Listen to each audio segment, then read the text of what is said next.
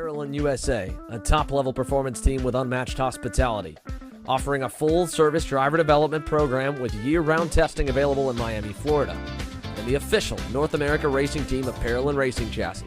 Chassis and parts available at ParalleLUSA.com.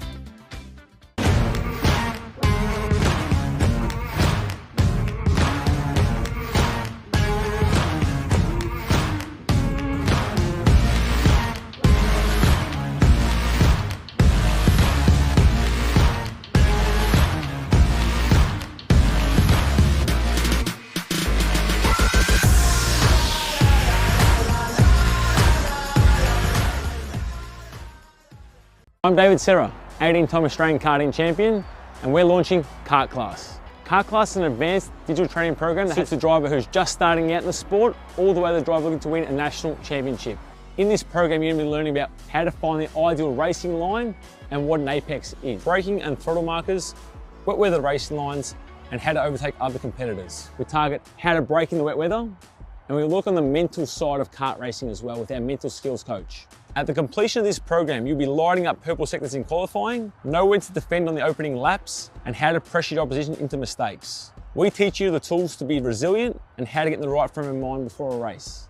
We look to complete the whole package by getting a strong mindset, a driving style to suit all conditions, strategizing your race, and getting the last 1% from your team. We'll teach you how to win the final lap of a race, driving the wet like Max Verstappen, and creating the perfect bubble for yourself to mentally be in the zone. To find out more, click the link below.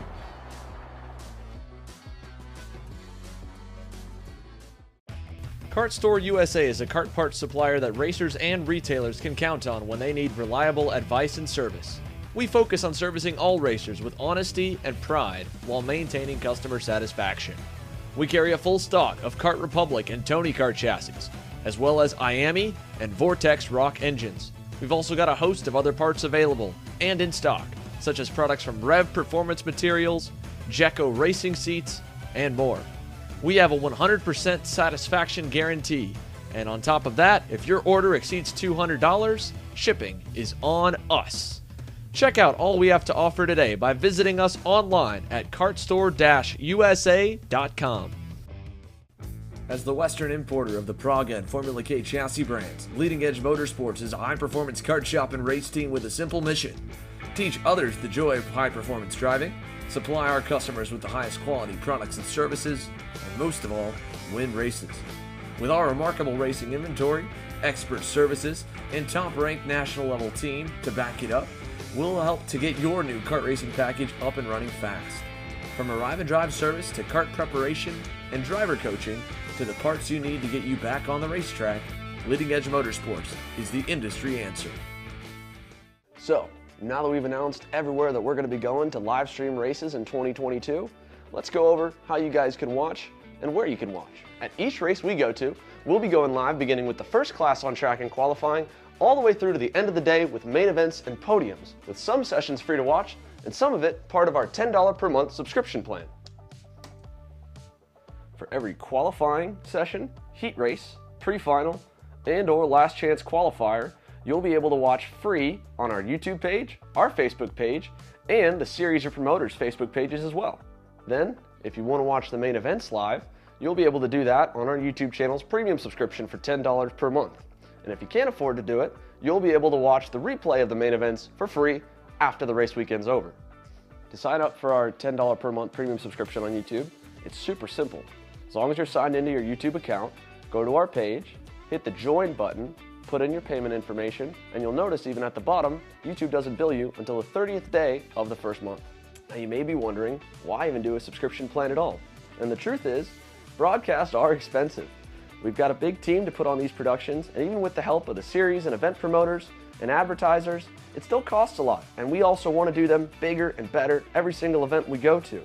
And hey, if you can't or don't want to join the $10 per month subscription plan, you can still watch all the racing sessions with qualifying, heat races, pre-finals, LCQs live for free, and of course the main events on replay after the race weekend. But if you do want to join our $10 per month subscription membership plan and you join before we go live on Saturday, January 8th at AMR Motorplex in Homestead for our first event of the year, you'll be entered into a t-shirt giveaway for our limited edition Kart Chaser Miami t-shirt, the first of the city limited edition t-shirts we'll be doing this year. In the end, we're only here because of all the love and support you guys have shown us and continue to show us, whether it's liking, commenting, and sharing on all of our posts, supporting us through our apparel options, and any other way following along with the journey so far. And we can't wait to get the year started live from Miami. Are you looking to up your web presence and digital footprint? Here at Novice Web, we help businesses elevate their value through custom software development, responsive website design, e-commerce, and AL/ML services. Our customer-focused engineers have over 10 years of experience. Let Novice Web design your first online impression.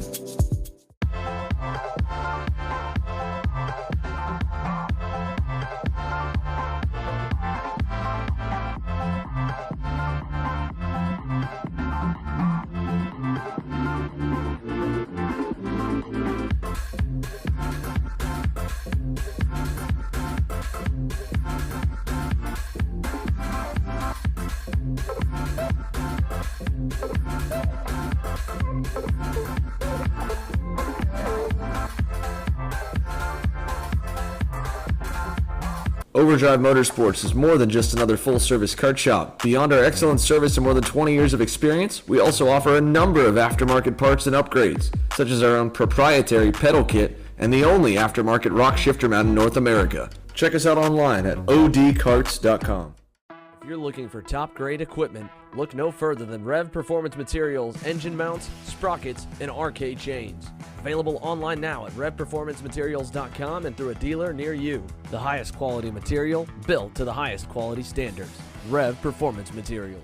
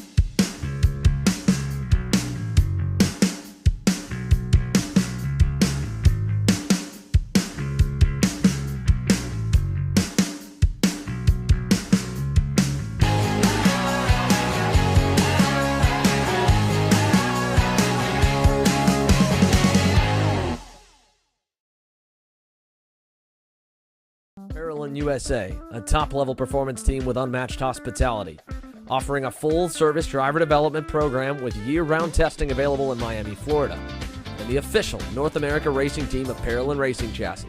Chassis and parts available at ParolinUSA.com.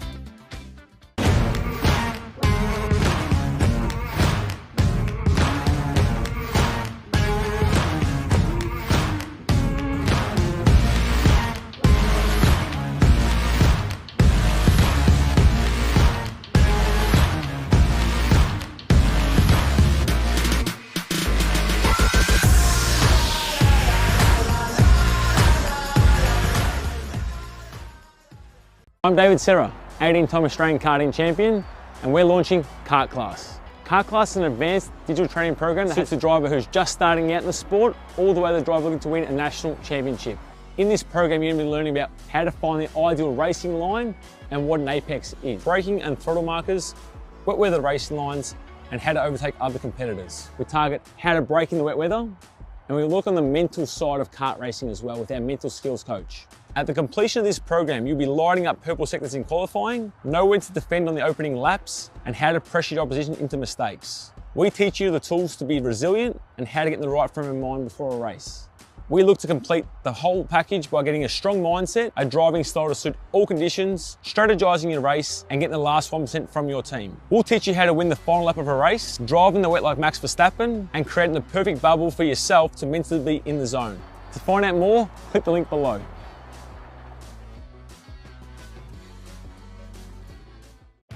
Kart Store USA is a kart parts supplier that racers and retailers can count on when they need reliable advice and service.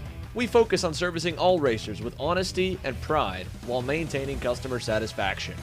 We carry a full stock of Kart Republic and Tony Kart chassis, as well as Miami and Vortex Rock engines. We've also got a host of other parts available and in stock, such as products from Rev Performance Materials, Jekko Racing Seats, and more. We have a 100% satisfaction guarantee, and on top of that, if your order exceeds $200, shipping is on us. Check out all we have to offer today by visiting us online at kartstore-usa.com. As the Western importer of the Praga and Formula K chassis brands, Leading Edge Motorsports is a high-performance kart shop and race team with a simple mission: teach others the joy of high-performance driving, supply our customers with the highest quality products and services, and most of all, win races. With our remarkable racing inventory, expert services, and top-ranked national-level team to back it up, we'll help to get your new kart racing package up and running fast. From arrive and drive service to kart preparation and driver coaching to the parts you need to get you back on the racetrack, Leading Edge Motorsports is the industry answer. So, now that we've announced everywhere that we're going to be going to live stream races in 2022, let's go over how you guys can watch and where you can watch. At each race we go to, we'll be going live beginning with the first class on track and qualifying all the way through to the end of the day with main events and podiums, with some sessions free to watch and some of it part of our $10 per month subscription plan. For every qualifying session, heat race, pre-final, and or last chance qualifier, you'll be able to watch free on our YouTube page, our Facebook page, and the Series or Promoters Facebook pages as well. Then, if you want to watch the main events live, you'll be able to do that on our YouTube channel's premium subscription for $10 per month. And if you can't afford to do it, you'll be able to watch the replay of the main events for free after the race weekend's over. To sign up for our $10 per month premium subscription on YouTube, it's super simple. As long as you're signed into your YouTube account, go to our page, hit the join button, put in your payment information, and you'll notice even at the bottom, YouTube doesn't bill you until the 30th day of the first month. Now you may be wondering, why even do a subscription plan at all? And the truth is, broadcasts are expensive. We've got a big team to put on these productions, and even with the help of the series and event promoters and advertisers, it still costs a lot. And we also want to do them bigger and better every single event we go to. And hey, if you can't or don't want to join the $10 per month subscription plan, you can still watch all the racing sessions with qualifying, heat races, pre-finals, LCQs live for free, and of course the main events on replay after the race weekend. But if you do want to join our $10 per month subscription membership plan and you join before we go live on Saturday, January 8th at AMR Motorplex in Homestead for our first event of the year, you'll be entered into a t-shirt giveaway for our limited edition Kart Chaser Miami t-shirt, the first of the city limited edition t-shirts we'll be doing this year. In the end, we're only here because of all the love and support you guys have shown us and continue to show us, whether it's liking, commenting, and sharing on all of our posts, supporting us through our apparel options, and any other way following along with the journey so far. And we can't wait to get the year started live from Miami. Are you looking to up your web presence and digital footprint? Here at Novice Web, we help businesses elevate their value through custom software development, responsive website design, e-commerce, and AL/ML services. Our customer-focused engineers have over 10 years of experience. Let Novice Web design your first online impression.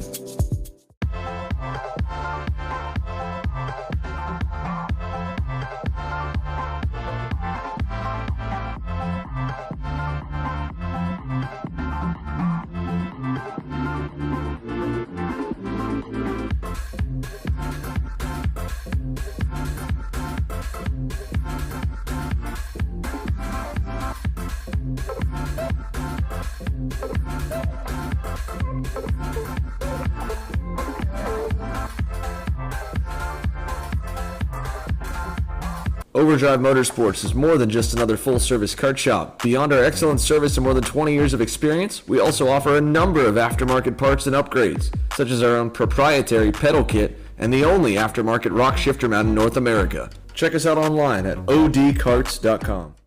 If you're looking for top-grade equipment, look no further than Rev Performance Materials engine mounts, sprockets, and arcade chains. Available online now at revperformancematerials.com and through a dealer near you. The highest quality material, built to the highest quality standards. Rev Performance Materials.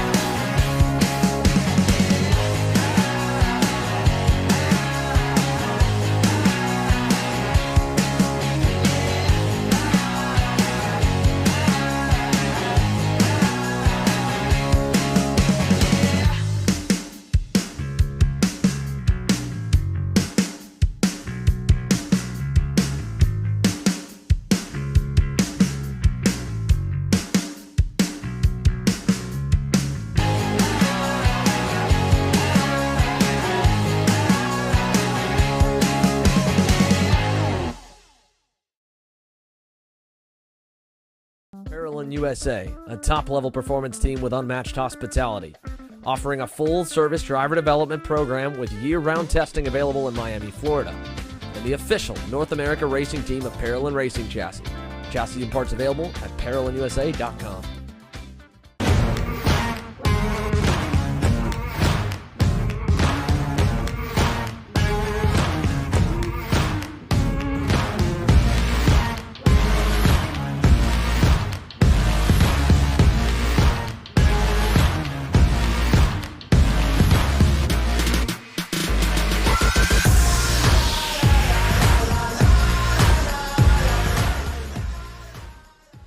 I'm David Serra, 18-time Australian karting champion, and we're launching Kart Class. Kart Class is an advanced digital training program that suits a driver who's just starting out in the sport, all the way to the driver looking to win a national championship. In this program, you're going to be learning about how to find the ideal racing line and what an apex is, braking and throttle markers, wet weather racing lines, and how to overtake other competitors. We target how to brake in the wet weather, and we look on the mental side of kart racing as well with our mental skills coach. At the completion of this program, you'll be lighting up purple sectors in qualifying, know when to defend on the opening laps, and how to pressure your opposition into mistakes. We teach you the tools to be resilient and how to get in the right frame of mind before a race. We look to complete the whole package by getting a strong mindset, a driving style to suit all conditions, strategizing your race, and getting the last 1% from your team. We'll teach you how to win the final lap of a race, drive in the wet like Max Verstappen, and creating the perfect bubble for yourself to mentally be in the zone. To find out more, click the link below.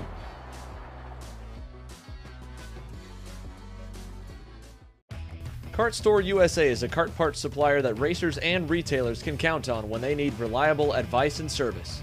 We focus on servicing all racers with honesty and pride while maintaining customer satisfaction. We carry a full stock of Kart Republic and Tony Kart chassis, as well as IAMI and Vortex Rock engines. We've also got a host of other parts available and in stock, such as products from Rev Performance Materials, Jekko Racing Seats, and more. We have a 100% satisfaction guarantee, and on top of that, if your order exceeds $200, shipping is on us. Check out all we have to offer today by visiting us online at kartstore-usa.com.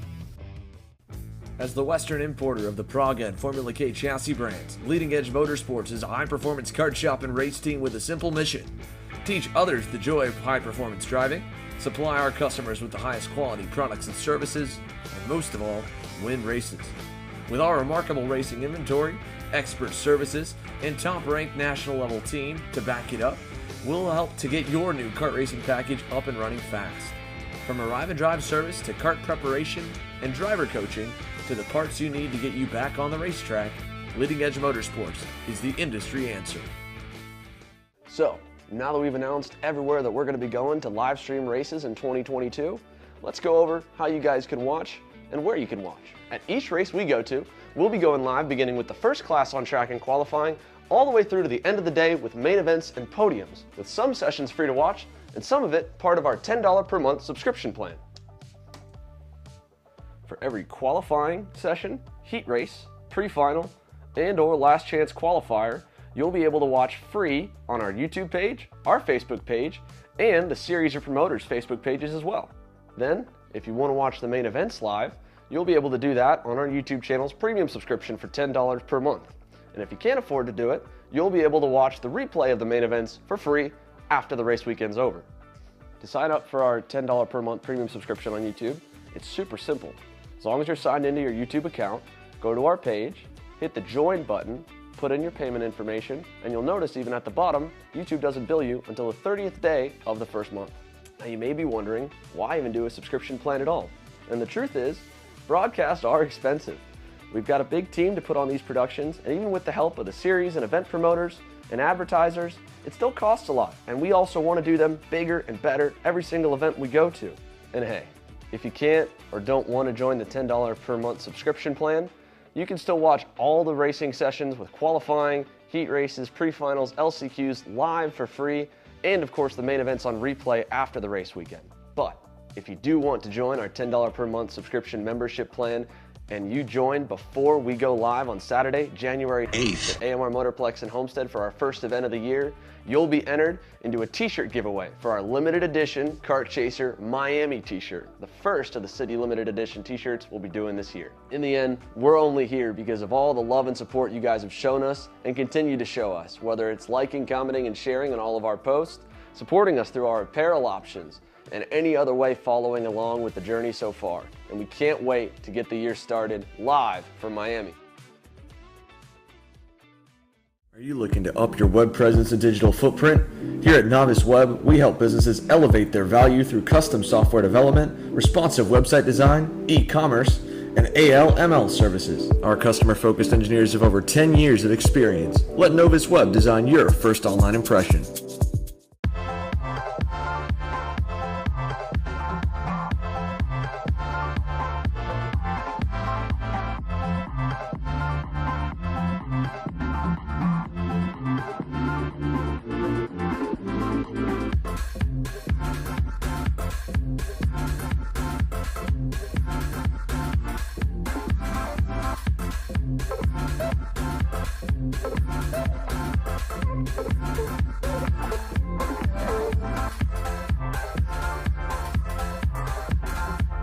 Overdrive Motorsports is more than just another full-service kart shop. Beyond our excellent service and more than 20 years of experience, we also offer a number of aftermarket parts and upgrades, such as our own proprietary pedal kit and the only aftermarket rock shifter mount in North America. Check us out online at odkarts.com. If you're looking for top-grade equipment, look no further than Rev Performance Materials engine mounts, sprockets, and arcade chains. Available online now at revperformancematerials.com and through a dealer near you. The highest quality material built to the highest quality standards. Rev Performance Materials.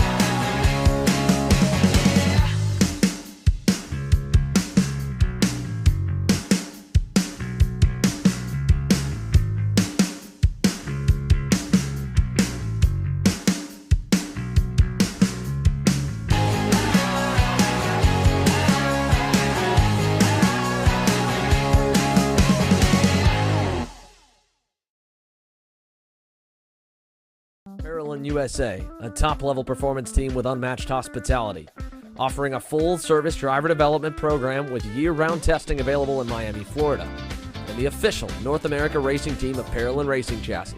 Chassis and parts available at ParalleLUSA.com.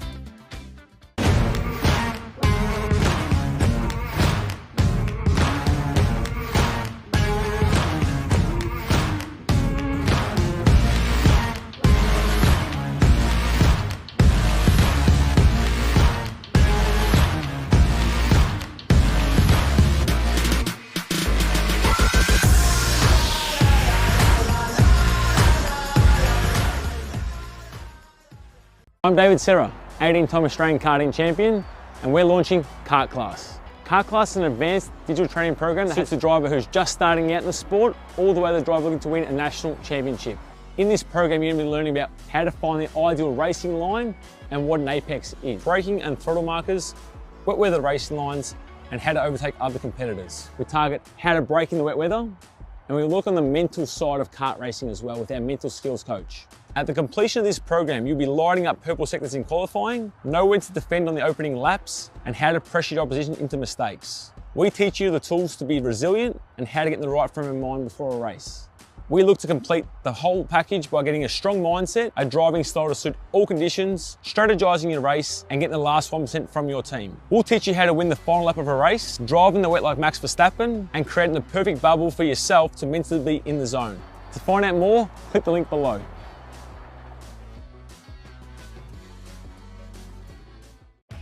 Kart Store USA is a kart parts supplier that racers and retailers can count on when they need reliable advice and service. We focus on servicing all racers with honesty and pride while maintaining customer satisfaction. We carry a full stock of Kart Republic and Tony Kart chassis, as well as IAMI and Vortex Rock engines. We've also got a host of other parts available and in stock, such as products from Rev Performance Materials, Jekko Racing Seats, and more. We have a 100% satisfaction guarantee, and on top of that, if your order exceeds $200, shipping is on us.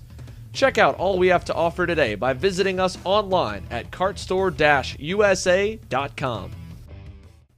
As the Western importer of the Praga and Formula K chassis brands, Leading Edge Motorsports is a high-performance kart shop and race team with a simple mission: teach others the joy of high-performance driving, supply our customers with the highest quality products and services, and most of all, win races. With our remarkable racing inventory, expert services, and top-ranked national-level team to back it up, we'll help to get your new kart racing package up and running fast. From arrive and drive service to kart preparation and driver coaching to the parts you need to get you back on the racetrack, Leading Edge Motorsports is the industry answer.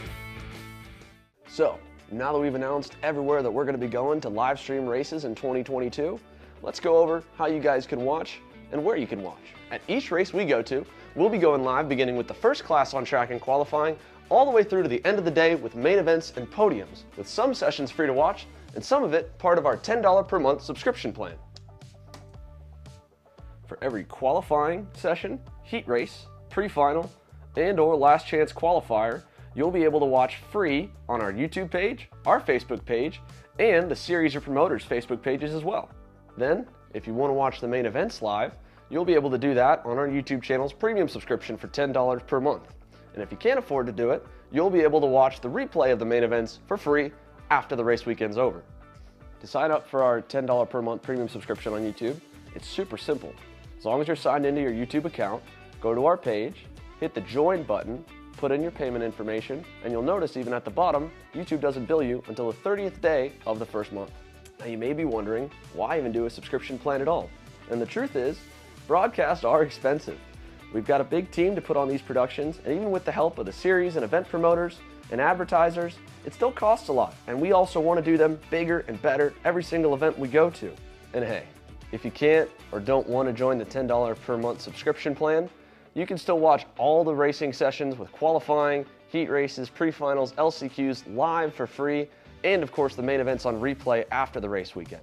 But if you do want to join our $10 per month subscription membership plan, and you join before we go live on Saturday, January 8th at AMR Motorplex in Homestead for our first event of the year, you'll be entered into a t-shirt giveaway for our limited edition Kart Chaser Miami t-shirt, the first of the city limited edition t-shirts we'll be doing this year. In the end, we're only here because of all the love and support you guys have shown us and continue to show us, whether it's liking, commenting, and sharing on all of our posts, supporting us through our apparel options, and any other way following along with the journey so far. And we can't wait to get the year started live from Miami.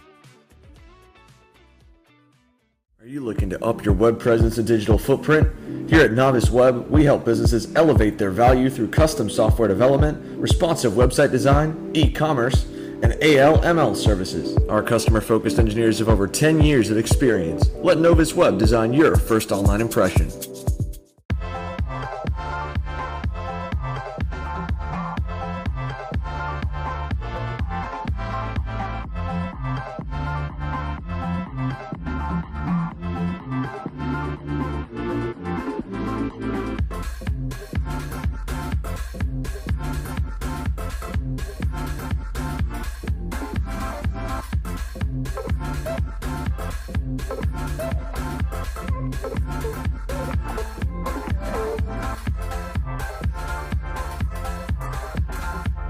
Overdrive Motorsports is more than just another full-service kart shop. Beyond our excellent service and more than 20 years of experience, we also offer a number of aftermarket parts and upgrades, such as our own proprietary pedal kit and the only aftermarket rock shifter mount in North America. Check us out online at odkarts.com.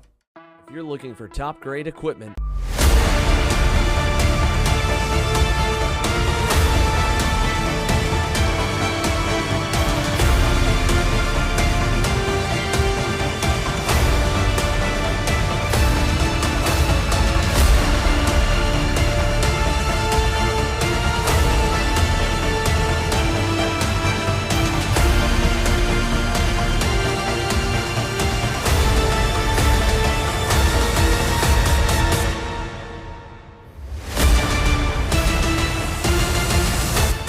Sean, we can't use the same intro. They're going the other way this time. Oh, hold on. I got an idea.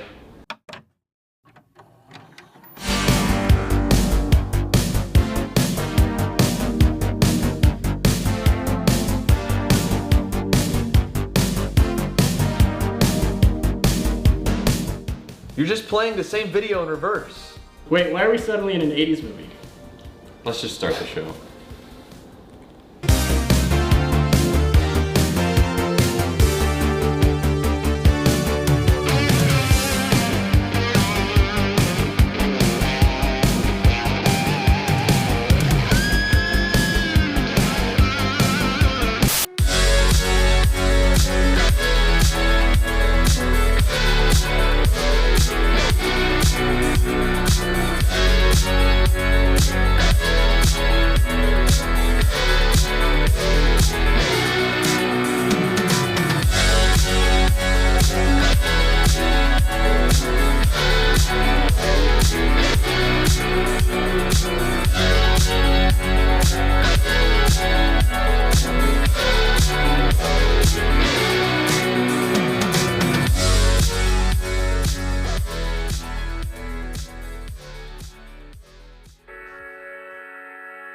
Welcome to AMR Homestead-Miami Motorplex presented by MG Tires for the Superkarts USA Winter Series. We are live, and as you can see, the rain has come. We have had a massive downpour. The rain is still coming down now, but it has lightened up to a point where the officials feel like we should be safe to run round number 4 in the final round of the Superkarts USA Winter Series in 2022. Of course, if you're tuning in live from around the world, my name is Xander Clemens here in the booth. With me alongside eKarting News Zone Rob Howden, we've been calling the action for the SKUSA Winter Series first 3 rounds, and well, it got wet in rounds 1 and 2. We had a nice day yesterday. We just couldn't make it all the way through the weekend. You know, it's interesting, right? Because how many times we've been coming down here, it's usually beautifully sunny down here. We don't get the kind of rain that we've had throughout 2022. We had that torrential downpour back in January, and here we are with more rain. I know we all looked at our weather apps last night and saw how much was coming in today, and it's going to make things really interesting for the drivers. I still think that rain racing is good. It's a great experience for these young drivers, especially when you're talking about this being a spring training, kind of preseason training program. So give them a chance to run in the rain a bit here, but I think everybody would rather have sun when we're here in Florida. Yeah, no doubt. I mean, like you said, Rob, we've been coming for the SKUSA Winter Series dating all the way back to, I believe, 2018. So we're on, what's that, 2018, 2019, 2020, and 2021, all of them pretty much without rain. Yeah. I think for 2020 or maybe 2019, there was like a little bit of rain during a qualifying session, and the Florida sun came out and dried the racetrack in about 3 groups. So for the most part, up until January this year, we hadn't had rain racing. This racetrack, though, is no stranger to it. It has it all the time, different parts throughout the year. As you can see, they've got a whole team, their entire full-time track crew here at AMR Motorplex. They're used to dealing with this. Yeah. They've got generator pumps to kind of move the water, the different sections of the racetrack. They've got everything set to try and handle it. So that way, as wet as it gets and as close as we are to sea level, we are ready to go racing. And as you can see, karts have just entered the racetrack here for the first time, which means qualifying is going to be underway. In fact, a couple groups did not even get to run their morning warm-up session just due to the fact that the torrential rain and mainly the lightning came in at such an awkward time that they called that. And then in an effort to try and make sure that we get the full number of sessions and full number of laps in as much as we can here today, we cut the last 3 warm-ups. We move straight on in here. Like they'll be out there checking out the situation, where we're going to have some standing water, whatever it may be. But as you mentioned, SKUSA essentially really on the hurry-up offense right now. It'll be ready racing for the entire day. I know when talking to race, the concept to try to get as much racing in as possible. You got to expect we'll probably cut some laps from the pre-finals and finals, if only because the fact that the lap times are a lot longer when you're in the rain session. So the time windows, if possible, will stay as close as they would be. Laps will be decreased. But again, I know that Tom really wants to make sure the drivers have pre-finals and have finals, although the race control staff, Xander, as you can most likely expect, trying to come up with option B, C, and D, depending on what's going to happen. This isn't going to be a day, like you mentioned before, of the first 4 iterations of this winter series, where we've had some rain come in, then it dries out. Based on what we're seeing here, we could have rain through the remainder of the day. I think so. I think it's, it will get maybe a little bit better, or again, like we said, we could get another good dusting and get a little bit worse. I mean, just at that point where it's barely raceable here. I was talking with Neil Strickland and the rest of the SKUSA crew because obviously I've spent a few years down here and know where this track specifically floods, where the puddles really will pile up at. And typically those pumps in the setup that they have, one of them has to go across the racetrack in the infield. And we were looking at where the standing water is, how big the lakes had become.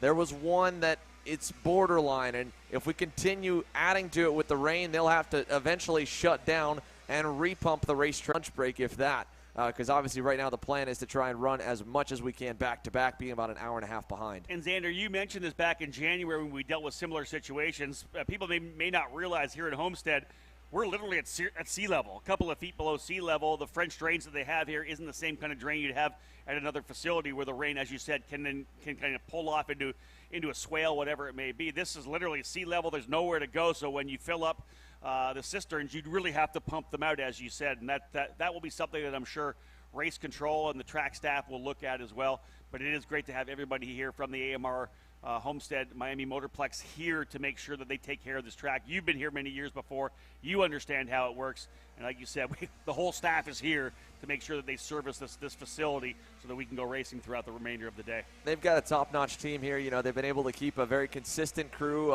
It's really a lot of the same faces from 2021 and a few that have been here for multiple years now. So they've gone through the full 12 months of everything South Florida can throw at you. This is far from the worst they're used to trying to put stuff on. And so, again, speaking of, just getting used to the racetrack, we've at least got the first couple laps. And right now the first driver out here for the first of two groups in Micro Swift is Troy Ferguson. He was one of the quickest. I think he ended quickest yesterday in his group, ended about 15th with the merge. He's quickest right now here in the rain. And, again, this also goes back to how crucial those Friday happy hour sessions are, Rob, because that splits these groupings.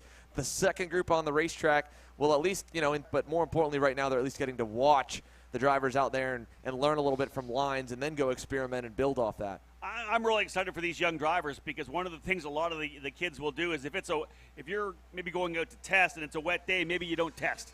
But I think that every one of these drivers needs to have the time to run in the rain because we do hit rain occasionally throughout because you never know when a rain race is going to happen. If you're trying to work your way up through the ranks to potentially one day become a professional race car driver, you have to be proficient in driving in wet weather. So really this is a unique opportunity. It's not exactly what you would have wanted on a championship Sunday. We know everybody coming down to Florida, we'd love to have those blue skies, 80 degrees, and a fantastic day. But for the drivers, this is a unique opportunity. Oh, massively here. A very unique opportunity. And again, like you said, it makes you so much better. I think the biggest thing we saw when we went, that's Troy Ferguson around. Yeah. And right around the same section. To the unsung heroes of a day like this aren't the mechanics, it's not the drivers, it's literally the corner workers that are out there in the rain from the start of the day to the end of the day. Obviously, everybody else getting an opportunity to come into some shelter between sessions, whatever it may be. Our corner workers are out there all day long in the rain, so shout out to them right now. They'll be jumping out helping carts. A lot of spins, obviously, in the rain, so shout out to the Supercarts USA and AMR Homestead-Miami Motorplex corner workers. Yeah, I mean, it's like you said, Rob, you can see them right there in the shot. One of them under the canopy. The other one's got a bright orange rain poncho. And anyone in the bright orange, that's the track team. There's, of course, the SKUSA guys dotted around the racetrack as well. Some of them, I think, are still probably up in the scissor lifts, so they are just getting pounded with wind, I'm sure, as well. Some of them, I think, are still probably up in the scissor lifts, so they are just getting pounded with wind, I'm sure, and nasty rain 30 feet in the air. But that just goes the dedication here. Everyone, obviously, then to the officials and everyone here that works on the track management side. I mean, they're here because they love it. They love everything about it. And that's, a huge kudos to them and a big appreciation from us to them for sure. First group getting their lap times in. Troy Ferguson, the quickest, a 1:03.124. Your provisional pole time for Ferguson. Justin DeLucia in the 93, second quick. Luke Giglio in P3. Santiago Namnam in P4. Bowen Green, 5th. Nicholas Ardelian in 6th. Jackson Gibson, 7th.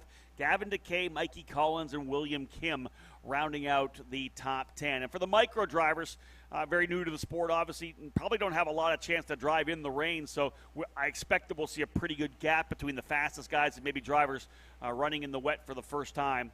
Second group getting ready to roll onto the racetrack. See how he does in these more challenging conditions. And you can see some of the standing water, really almost a fact-finding mission, Xander, that first lap where you're kind of going around a reconnaissance lap, finding out where that standing water is. Obviously, you saw Fernandez deeply into that over in turn number 9. Yeah, massively there. And, you know, he's getting the out lap, like you said, the reconnaissance lap, figuring out where he can go, where he can't go. For Alessandro Truscio, he's trapped behind, I believe, I don't know if that's Jaime Garcia in the 13. I'm not 100% sure. Yeah, Jaime Garcia, then Truscio. So Truscio not hooked up or leading the way. He's dropped back behind, which usually is a very advantageous spot because you get to see what the driver in front of you does and then maybe try to go a little bit deeper on the brakes or a little bit earlier on the power. And one thing we'll bring up, those of you maybe who are at home watching here on Kart Chaser, a radically different racing line normally in the wet. You won't see the drivers run that traditional race line where you're, that's the number 15 above. That's Fernandez spinning around, coming out of the infield loop. You won't see them turn in like they normally would, dive down into the apex because the track layout where we have set the rubber down is not where you want to be. When obviously the oil from the rubber mixing with the water from the rain, anytime you've driven, of course, on the street, it gets super slippery. You'll see them drive all the way sometimes around the outside of the racetrack where there's no more grip is. And again, anything painted is something you have to watch out for as well. A lot of the exit curbing here, you got to make sure the cart's straight when you're on that painted surface, Xander, because as you know as a driver, paint and rain don't work together either.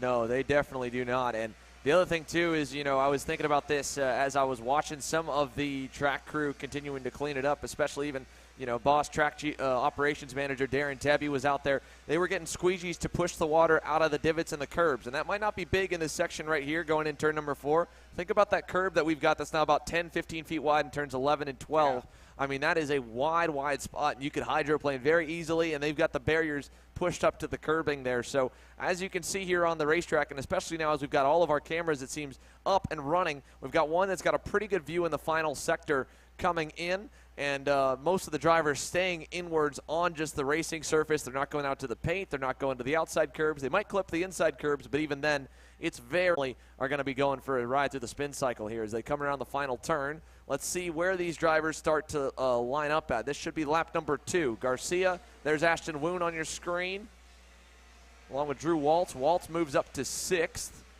Yeah, Truscio 8th, Woon in the 9th spot, so into the top 10 for these drivers now. And again, I think crucial here for SuperKarts USA, Xander, to get qualifying in. You don't know how this day is going to kind of evolve, right? How much rain? Do we get another cell that comes in, as you mentioned, that could flood the track again, shut us down for half an hour to pump out the cistern? That's the approach we have to look at. Let's get qualifying in so at least we have one official session in, and then we can go from there. Maybe it's this point where they have to cancel the pre-finals and go right to the mains. There's got to be a lot of different options. Plan A, Plan B, Plan C, as I had said, depending on what the weather does here at Homestead. So we'll just get through qualifying, get this done, and then that's kind of the first step to getting the day where we need it to be. Definitely, and it's just a miracle even that we're really on the racetrack. We are right on the ragged edge of being a little bit too damp. I mean, you can see the standing water across the circuit. The rooster tails are twice the height of some of these micro drivers here especially. I mean, they are in full mist mode. When we get that full field together of 30 plus or 27 here, at least so far that have turned a lap in qualifying, it's going to be a massive mist coming down the front straightaway. You will be struggling for visibility headed to turn number 1 for the start if you're not in the first 2 rows. And one of the things you'll always hear when you hear any announcer or commentator talk about a rain race is that rain is the great, all about the driver and how they're able to handle these unique conditions. And look what we got here right now. Troy Ferguson was not one of the fastest drivers in happy hour on Friday, was in the second group, finds himself P1, still 0.2 quicker than Justin DeLucia. And here's that checkered flag flying here right now. The top guy right now in this group is Benja Fernandez in 7th.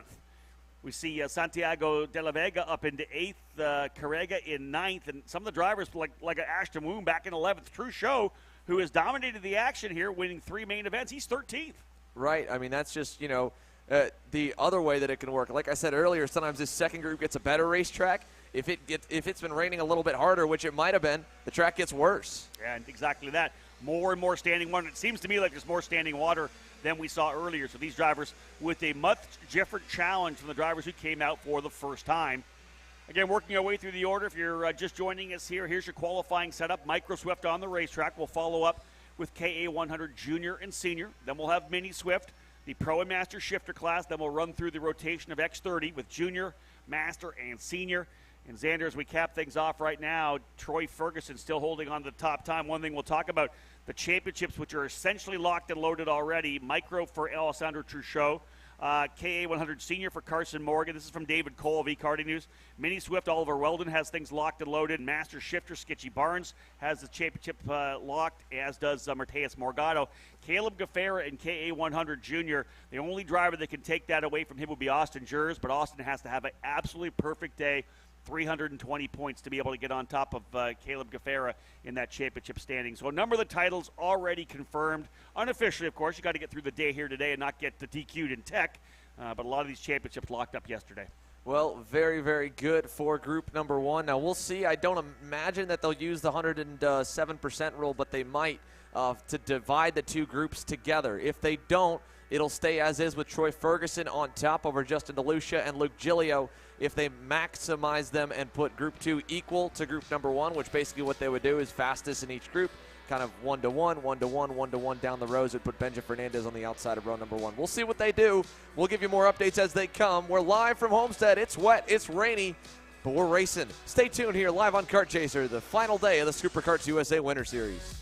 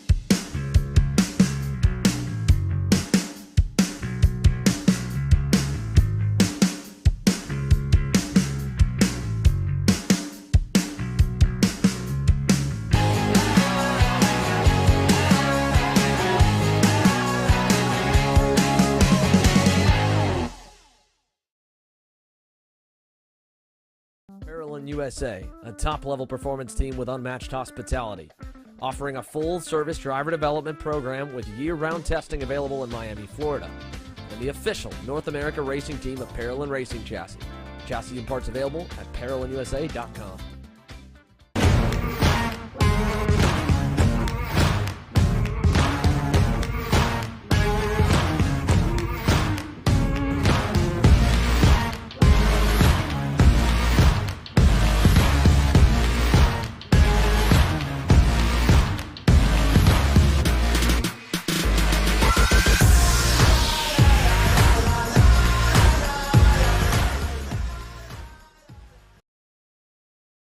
Welcome back to live coverage of the final round, Championship Sunday here at the SuperKarts USA Winter Series. AMR Homestead-Miami Motorplex, presented by MG Tires. My name is Rob Howden, joined by Kart Chaser Zone Xander Clemens. This is an interesting day, folks. Those of you who may have tuned in here, you followed on social media. A ton of rain hitting the racetrack earlier in the day, and the forecast looks like rain throughout the day. So a challenge for these drivers in all of the 9 categories we have as part of the Winter Series. Track continues to get that rain as it's not stopped falling. We expect it to continue to fall here on a consistent basis through the rest of this morning and into the afternoon, early afternoon. And Xander, it seems like we saw the track getting wetter and wetter. We're getting a lot more standing water and a lot more spray as these drivers work their way into the corners. Yeah, quite a bit here as they work their way through turns. Turn number 3 right there. We're back again where the first group might be better, might be worse. We're just not sure. Obviously, like you said, a lot of spray, and we can see the rain still coming. So if it lightens up at all, that'll make a big difference like we just saw in Micro Swift where the fastest driver in group number 2 only got to 7th. So we could be looking at a potential pole sitter right here. The first driver out on the racetrack, or the one that we're focusing on, is that, I believe, Kart Mini branded number 857. I'm trying to find here on our timing sheets. Victor De Alencar. So Victor, I believe, was about 18th or so in Friday practice. So the Zanella Racing Kart Mini suit driver working his way out of turn at number 12 and down the front stretch. And he'll bring the rest of the K100 Junior field on by to put lap number 1 in the books. Alencar, a 102.456. Well up on the first few that have come across the line. But We're seeing it looks like everyone's going to get 4 tries here in qualifying.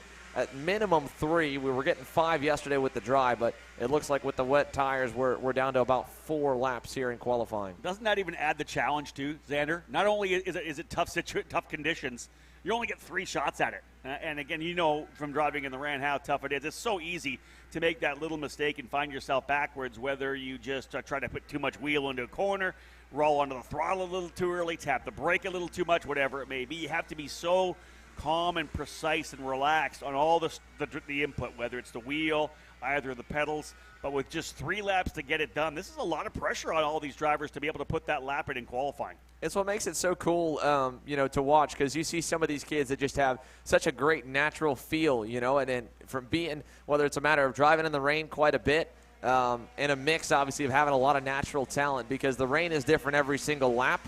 Obviously, every single racetrack's different, so you're kind of going and you're tiptoeing closer and closer to where you think the limit is, and the guys with the real talent can kind of dance that fine line of the limit or get really, really close to it without going over. And so you're seeing a big delta in lap times, of course. That's because guys are slowly feeling as comfortable as they want to be, right? I mean, it's uncomfortable in the rain. You feel the cart get light every time you go through the middle of the corner. We're watching right now the number 821 of Anthony Rivera. You're seeing his hands very busy behind the wheel, especially when they get to the center of the corner. The cart jacks, then sets back that inside tire down and instantly spits it sideways, and he hits a big puddle there, looks like in the braking zone heading into turn number 9. I mean, there's just, treachery kind of all over the racetrack. Into turn 2 and into turn 9 seems to be some big puddles on the outside where you would normally turn in.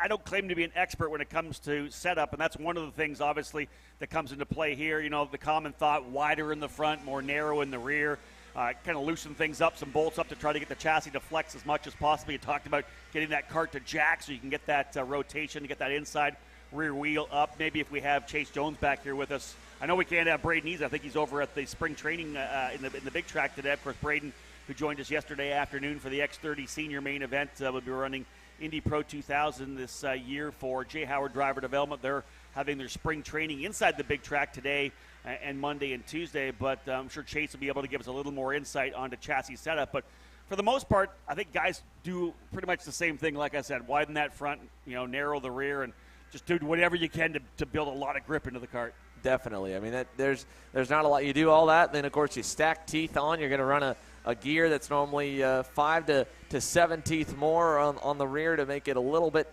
you're just going slower. So you've got to get the RPMs up to match. So you're changing the gear. Like you said, Rob, you bring the fronts out. You bring the rears in. You might dial a little bit more caster in to put some more front grip in. Take off the seat struts. Take off the seat struts. If you got a lot of time, you'll put the ride height up so you get the weight as high as possible. But I don't know. I mean, to a degree, you don't want to go that far because the moment that the track starts transitioning back, it's a lot of change over, and I don't know.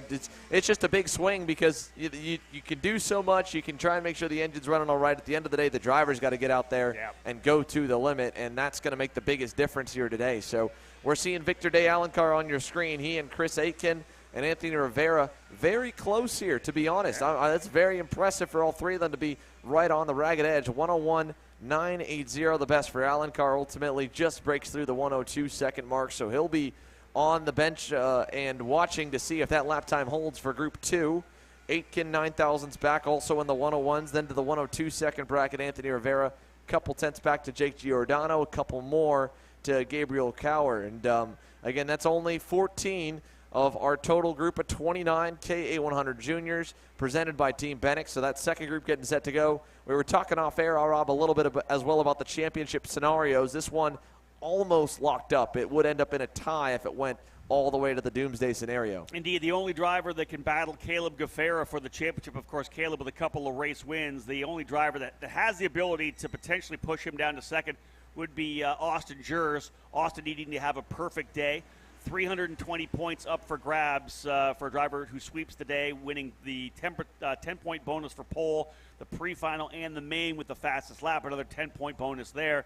Gaffera very close to being able to lock things out. If Jers does not qualify on the pole position here, the best he could do would be to tie Gaffera with a 310-point day. And, of course, Caleb, with a couple of race wins, would score the tiebreaker on that one. So Jers has got to get a perfect day in, 320 points. Otherwise, Caleb Gaffera will walk away with his first championship of the 2022 season.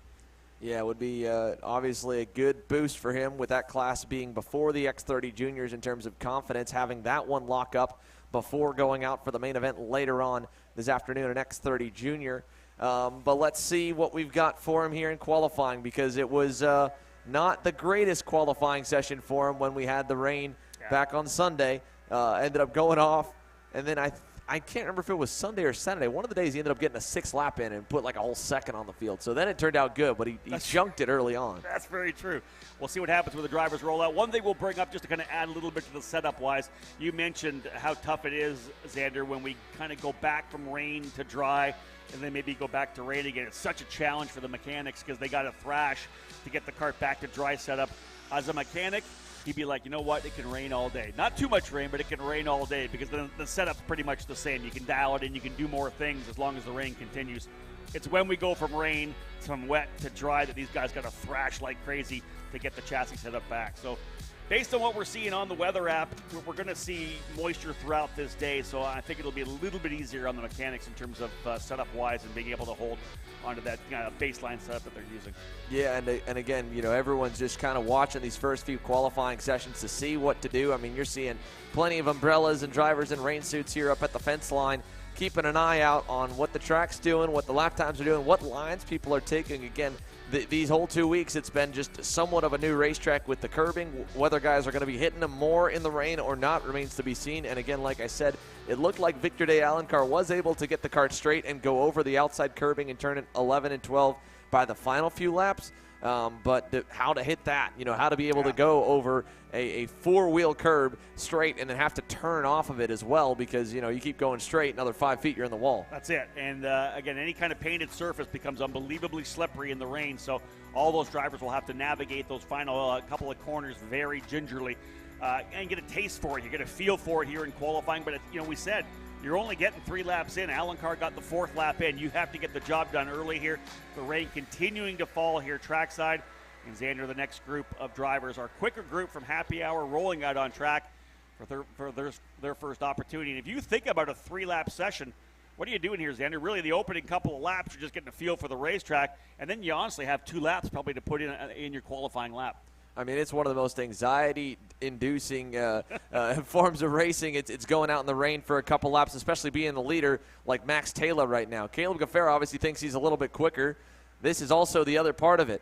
You know, rain racing is typically so one line, and around the outside you'll see a lot of dirt track style slide jobs, but it's very tricky to pull off a pass in the rain as well, as we see Taylor pounded the puddle, going a little bit slower. Gaffera seems a lot more in his element here in the rain. Caleb obviously has spent a good time over in Europe, and the weather a lot more like this than the sunny Florida days on average that we get here in the U.S. So, you know, the kids that have gone over and gotten more rain experience are going to be at a huge advantage here in this first session where, like you said, Rob, it's 3 shots at it at best. And I think a lot of people will be watching, number one, the coverage here on Kart Chaser, number 2, strictly from the sidelines. It seems like going down into turn number 9, you got to have a little bit more inside line coming in. It's that big puddle on the outside that Max Taylor hit there and literally almost stopped him in his tracks. You got to be a little more to the inside, I think, of turn number 8. Definitely. 9, rather.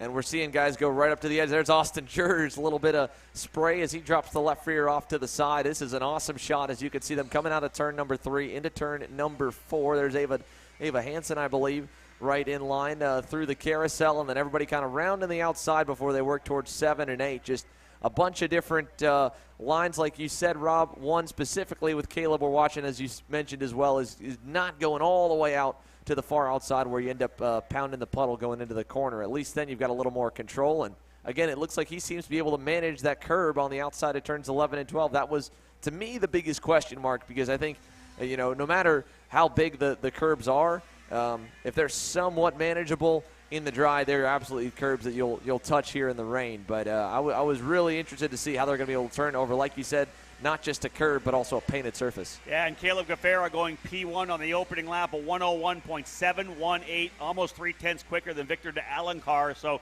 the Rawlson Performance Group driver with a couple of wins already here in KA100 Junior, first to draw blood in this wet weather qualifying session.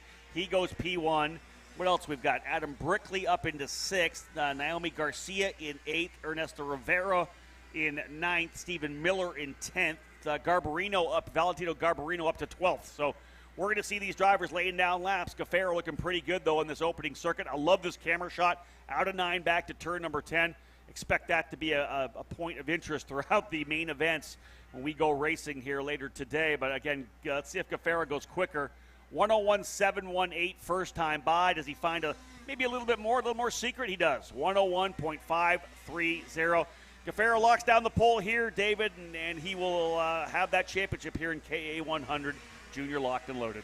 Yep, so that'll clinch it right there. It obviously makes you breathe a little bit easier for a rain race because, again, you're running on the ragged edge. One little mistake and where you really don't ever see self-spins in the dry. You see plenty of those. You already saw Contender and Microsoft Benja Fernandez go around, and look at Caleb right there. Even that was 45 degrees full opposite, trying to hang on to it, but he did. But again, going in the races, I mean, again, it's very nerve-wracking as a driver when you know that the cart's not fully underneath you for the majority of the time, and at the same time, you've got to find a way to go faster, go a little bit deeper. So you really have to take a deep breath and just kind of hope and pray that it sticks. Let me throw this out there, too. Driving in the rain's fun. I absolutely love it. What about you? I love it. I mean, I think it's a lot of fun. I think it's a blast to do. It's also very it makes me nervous. It also I enjoy it, right? There's nothing more fun than, I think, being sideways. And there's a lot of fun just to go drive in the rain. Driving in the rain versus racing in the rain, though, two different things. I love it a lot. I just think it's so much fun. I'm a little bit older, too, so it's a little easier on your body. Let's put it that way. That, too. You're going a little slower. A little bit slower, a little less pressure on the ribs. But, no, I think it's such a great opportunity for these drivers. It's so much about car control, and we're seeing that from the guys that have worked their way up. Stephen Miller, who was so good in the rain last time we were here in January, he's got a P1 right now, 101.382. So Miller once again showing his wet weather prowess. Caleb Gaffaro into the third spot. Gaffaro second. Rivera in third. Luke Welcome up into fourth. Max Taylor fifth. Victor de Alencar still holding on to sixth. But this second group, Xander, putting 5 drivers up on top. Max Taylor's picked it up a little bit here, but you can see a big delta beyond the top 3, as you mentioned. With Luke Welcome and Taylor, they're 4.5 to 5 tenths back from the top 3 that are all separated by less than a tenth of a second. That time by, Caleb Gaffaro did not improve on lap number 4, so he won't be able to knock Miller off the pole. Miller yet to cross the line. He did not have the greatest happy hour in the dry, so he's a little bit further down the group in terms of the order they went on to the racetrack. But with the checkered flag flying, his 4th lap, no improvement. Ernesto Rivera, one of the last ones, I believe, to cross in the 8:44. Might be the only one with a shot. Everyone else to the top 10's completed their 4th lap. And Stephen Miller, like you said, Rob, had that fantastic day in the dry, wet, back and forth kind of intermediate main event. And here in the rain, feeling good. I mean, there's some guys where just the natural feel of being on the edge, and obviously Miller, grown up in Florida, lives over in Tampa, I believe. I mean, they've spent a few times in the rain driving for sure. Well, Stephen Miller on the pole with a 101.382. Caleb Gaffaro back by just 73 thousandths of a second. And as Xander said, the top 3 drivers significantly ahead of 4th, 5th, and 6th. Ernesto Rivera, a 101.489 for Rivera. He's a 10th back of Miller. Top 3, about 3 tenths clear of the rest of the field. Luke Welcome, Max Taylor, 4th and 5th. Victor de Alencar in 6th. Chris Aiken and Anthony Rivera, 7th and 8th. Valentino Garbarino in 9th, and Adam Brickley in 10th. And with Stephen Miller grabbing that pole position and the 10 bonus points, Ostinger's not able to get that. Unofficially, that will make Caleb Gaffaro your KA 100 Junior champion for the 2022 SuperKarts USA Winter Series. Still lots of racing to come with pre-finals and finals, but based on 3 really good rounds to start the program, Gaffaro, along with another 5 drivers, having already secured the championship coming into Sunday here. Yep, very big congratulations are in order for Caleb Gaffaro. K100 Senior currently locked up here by Carson Morgan mathematically. So this one, again, one of the many classes. We've got quite a few, honestly, that have been locked up. I think probably more in recent memory than what I can think of that many drivers having such a consistent run, head and shoulders above. Over half the classes already clinched here coming into Sunday with the way the drops factor in. Carson Morgan and K100 Senior, one of them. They're next to go on the racetrack. Carson not specifically. He'll be in group number 2. Group number 1 will lead them on out. And as, again, we'll keep the views coming around. There's everyone trying to find a place to have a little bit of dry shade here from the South Florida weather. We'll watch the K100 Seniors when we come back, as they just have been released on the racetrack. Stick with us. Kart Chasers coverage of the SKUSA Winter Series rolls on.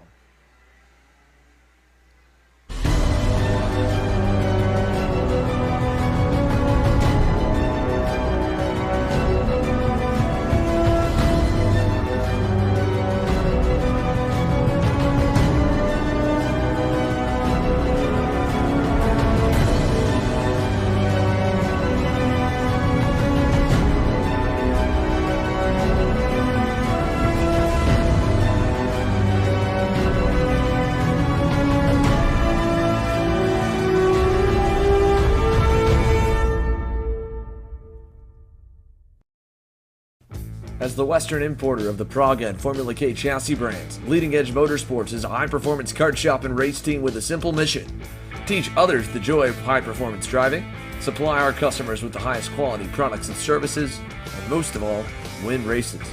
With our remarkable racing inventory, expert services, and top-ranked national-level team to back it up, we'll help to get your new kart racing package up and running fast. From arrive and drive service to kart preparation and driver coaching to the parts you need to get you back on the racetrack, Leading Edge Motorsports is the industry answer. Are you looking to up your web presence and digital footprint? Here at Novice Web, we help businesses elevate their value through custom software development, responsive website design, e-commerce, and ALML services. Our customer-focused engineers have over 10 years of experience. Let Novice Web design your first online impression. Overdrive Motorsports is more than just another full-service kart shop. Beyond our excellent service and more than 20 years of experience, we also offer a number of aftermarket parts and upgrades, such as our own proprietary pedal kit and the only aftermarket rock shifter mount in North America. Check us out online at odkarts.com.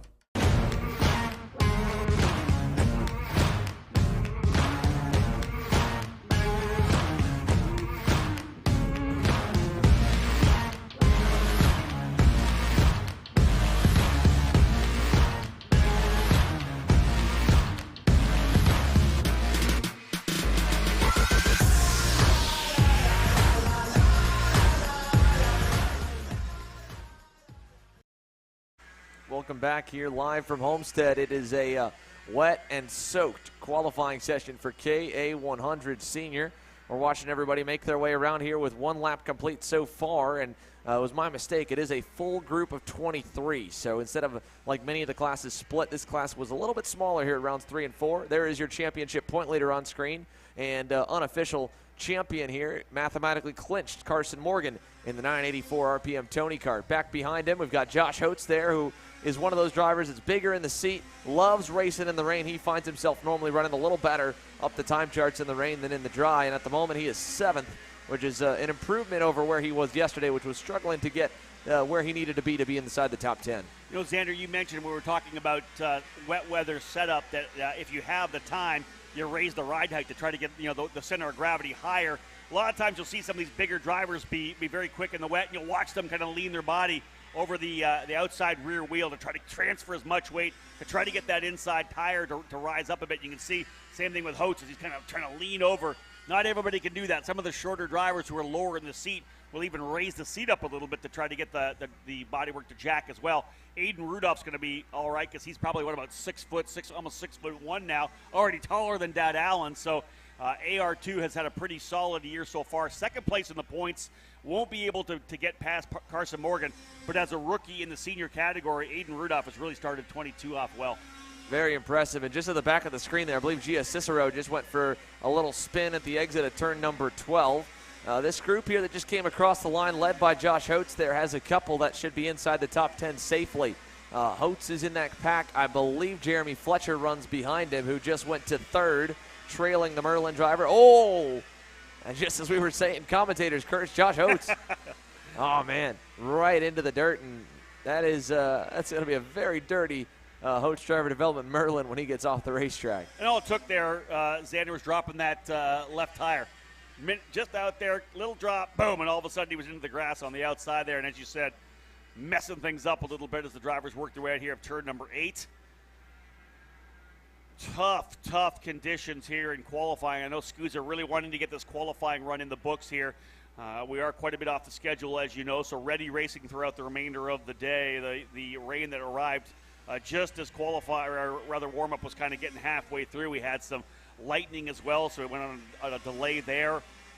So really kind of customizing the schedule for the remainder of the day. A lot of pressure put on the SuperKarts USA race control to how they're going to approach things now.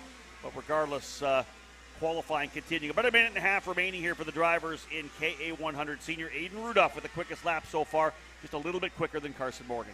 Yeah, checkered flag flying now here as the last few ones come across the stripe. Morgan improved, picked up half a tenth, needed about another 600ths to get by Aiden Rudolph. A 101.17 currently holding station over Morgan and Jeremy Fletcher. Again, all four drivers from our lead group yesterday. Peyton Phillips, their P4, are at the top of the charts here in the rain. However, beyond that, it's changed up a little bit in the top 10. Kieran Rogers, name we haven't talked too much about this weekend or so far in the Winter Series, the Relison Performance Group driver out of Washington State, rounds the top 5, only a tenth and a half off of Phillips. Then Nick Terlecki in the Host Driver Development, Franklin outruns team owner who had a little run through the spin cycle again. We mentioned P12 right now for Josh. Then it's Connor Ferris, Nikita Panaris. And Nikita had that rough wreck here in January. Good to see him back, and I believe Jake Bonilla there at the end of the top 10. So KA Senior wrapped, Rob, and Mini Swift already getting set to go. We'll take another commercial break. More qualifying on the way. DNJ Intermodal Services Mini Swift next up here live from Miami.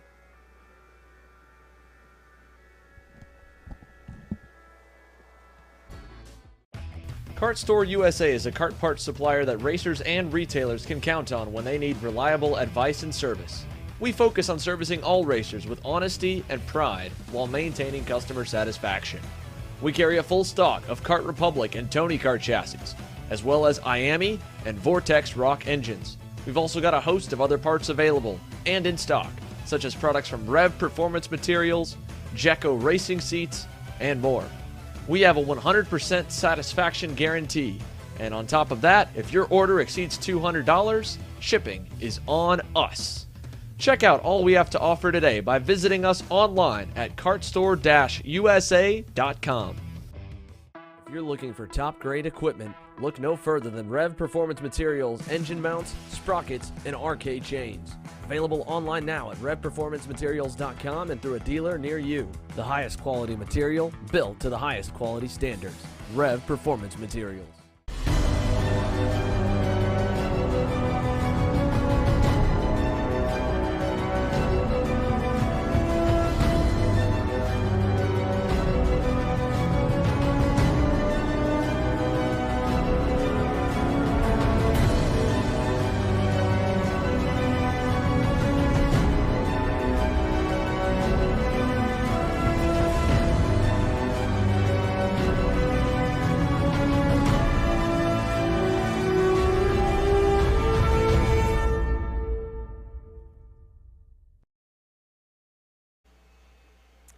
Back live here in Homestead, Florida. A rainy Homestead, Florida for the Championship Sunday of the SuperKarts USA Winter Series. Drivers in the Mini Swift category have rolled onto the track to see what they can do in these challenging conditions. A number of areas where we do have more significant standing water. Number 1 to the outside of turn number 2 on the entry to that corner. Same going for the second of the 2 hairpins here at the track, turn number 9. Drivers take a little more shallow entry into that corner. Just starting to put some laps in here for the first of 2 groups in the Mini Swift class. Again, this qualifying category split into 2 groups based on the times laid down in happy hour qualifying practice at the end of Friday. Aiden Rudolph coming off a strong run there as the top qualifier in KA100 Senior, as he was able to pip the unofficial series champion Carson Morgan onto the track right now. Drivers just starting to put their first couple laps, Xander, into the books. Yeah, first couple laps coming in, and the 129 is the driver that we're following, as you mentioned here in the Burrell Jackson Pearsall. He was 6th there at the end of the first lap, but those lap times will continue to drop as the session rolls on, as we're watching him come out of turn number 8. Again, we've talked 3, maybe 4 laps. Definitely not going to get 5 like yesterday, but nonetheless, as they come out of turn number 9, we've seen Pearsall pull a little bit further away from the group behind him, it looks like. They're in about a pack of 4 or 5. So Jackson first one out there. He has to kind of feel it for himself. Again, I mentioned it's easier when you're behind another driver to kind of judge and base your line off of theirs and then go a little bit quicker here in the rain. Jackson's having to guesstimate where he should be braking, where he should be turning. Across the line, he goes to second. That'll quickly shuffle, though. 105.088. So far, so good here on lap number 2, just behind Nathan Holy. As I say that, Pierce Wade jumps up, and again, I think we'll see a lot of different names here at the top today, Rob, just like you've mentioned as well. Yeah, rain is the great equalizer, and it's a bit of a different discipline, different style of driving. Obviously, you're not on the same racing line, a lot different in terms of rolling on the throttle, a lot more precise on the steering input. You can't really muscle the cart around a little bit. You can toss the body weight around, not so much in these mini Swift categories for the cadet classes, but we'll see some drivers come to the front. As you had said, Nathan Holy right now, P1, Pierce Wade in second, Jackson Pearsall in third, Juan Jose Paramo in fourth spot, Devin Waltz now fifth, Alexander Vanchev sixth, Edward Kennedy, Aiden Nikotra, Beckham Tupakov, and Ty Fisher now rounding out the top 10. 2 laps in, maybe 1, maybe 2 more laps for these drivers here in Mini. Yeah, not going to be a lot of time left here in this one. Coming to complete lap number 3 across the line that time by. Nathan Holy's second lap still better than everybody else so far as Ty Fisher finds some pace in the 138. So Ty Fisher to the top by 2/10. Felipe Jesus Benito, Aiden Nikotra, that's a local driver here again. Talking about, different parts of the country or just for a lot of the national races, we don't see a ton of rain racing here in the U.S. In South Florida, they're used to quite a few rain test days, and unlike in the rain, but you don't see everyone go out. Down here, the culture is if it rains, we still go out and we still drive for the most part. So that's where it makes it, like Aiden Nikotra's case, able to perform at a higher level even than where he was naturally running on a dry racetrack. Coming to the checkers this time, and as they come around the final 2 corners, let's see what we've got. Ty Fisher, Nathan Holy, Felipe Jesus Benito, the quickest 3. Here comes the 192 across. He's just gone by 1. That's Alan Bonilla. With a pass that time, he will not improve. Pearsall across the stripe, 104.2. Back to the top. That was the driver we focused most of our session on. The 129, is that the 190?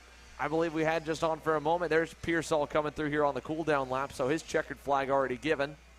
And his final lap, lap number 4, jumps him above Ty Fisher. Juan Jose Paramo moves up. I mean, all kinds of shuffling here in group number 1, and it's 20 drivers deep, and then we'll have the next 20 here that has put on some great racing already. I mean, Oliver Weldon, Keelan Harvick, heck of a battle yesterday, ending in Keelan's first Mini Swift main event win, his 3rd SKUSA start in the Mini class. Finally, I shouldn't say finally, quickly gets a checkered flag. They're all coming up here right after this one as Pearsall brings him to the scale line. Yeah, so the provisional pole time right now in this wet weather run for Mini Swift is a 104.202. 20 more drivers set to come out in what is a fantastic grid for the drivers in Mini Swift.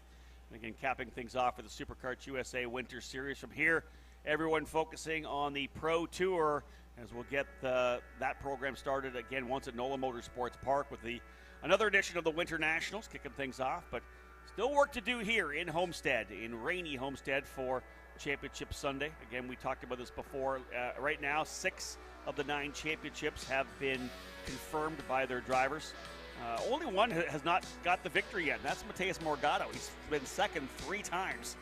Morgado will look to try to get a race win here today to cap off that championship in style.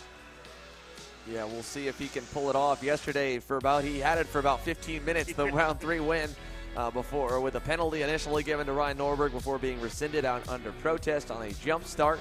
Ultimately giving Norberg his first win in his return. First win at 22, his first race start of 2022 after taking the month of January off. We'll see how they all do in the rain. I know Ryan is definitely not looking forward to it. He always seems to self-roast himself and admit that the rain is far from his specialty. As for the drivers in Mini, though, let's see who ends up being able to master it. Oliver Weldon leads the train out as Keelan Harvick is quickly trying to go ahead of everybody. And he just wants to get out in front and get himself some clear racetrack. So the Hunt Brothers Pizza Parolin does just that as one of the Tovo brothers. I think Ethan sent her down the inside of 7 there. Yeah, getting after it. So 5-car group, it seems like even in the rain, these kids want to pack race together. I want to go back to that term self-roast. I got to use that one. That Ryan self-roasts himself about not being the best in the wet. We'll see what Ryan Norberg can do. But again, yeah, we've got a big group here running together, and almost slide job at each other, inside, outside. We'll see how it all plays out as the Mini Swift drivers getting at it. Ethan Tovo, as we said, sent it down the inside at turn number 7, trying to get by Keelan Harvick. They're nose to tail now coming through turn number 1, and we're picking them up right now. That's Tovo in the 13 and Harvick in the Parolin machine. Keelan Harvick with that big win yesterday. What a race that was at the end. A lot of action, Xander, I think more than we expected. The final couple of laps for Mini Swift had everybody on their feet yesterday.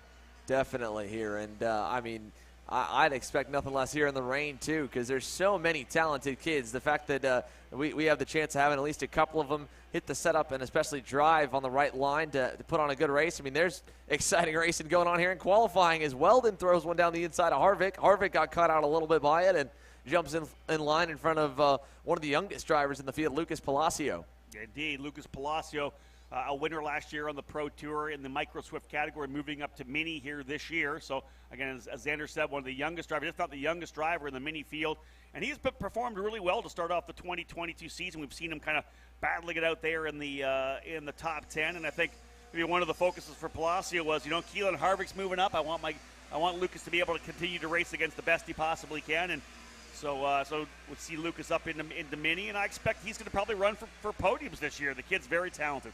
He's a very talented driver, and that was obviously spotted by the Trinity Karting Group and Kart Republic North America operation as they were able to get him onto their product.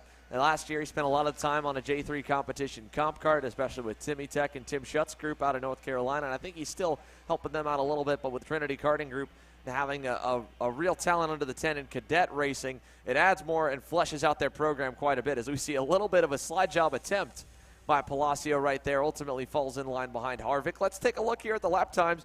Asher Augstein here on your screen in the Tony kart. He right now currently is quickest, and he's been kind of up and down over the last 6 months, shown a lot of pace and shown a lot of racecraft to go forward. And then he's also had a few races where he just seems that things didn't really click for him. So hopefully things are going to click here for Asher today. Right now, looks pretty good. 6/10 to the good out front over Jackson Pearsall. Yeah, that last lap was his best. He was P2 coming out of turn number 12, laid it down with a 103.602, puts him 0.6 of a second up, as you said. Really strong lap there for Augstein.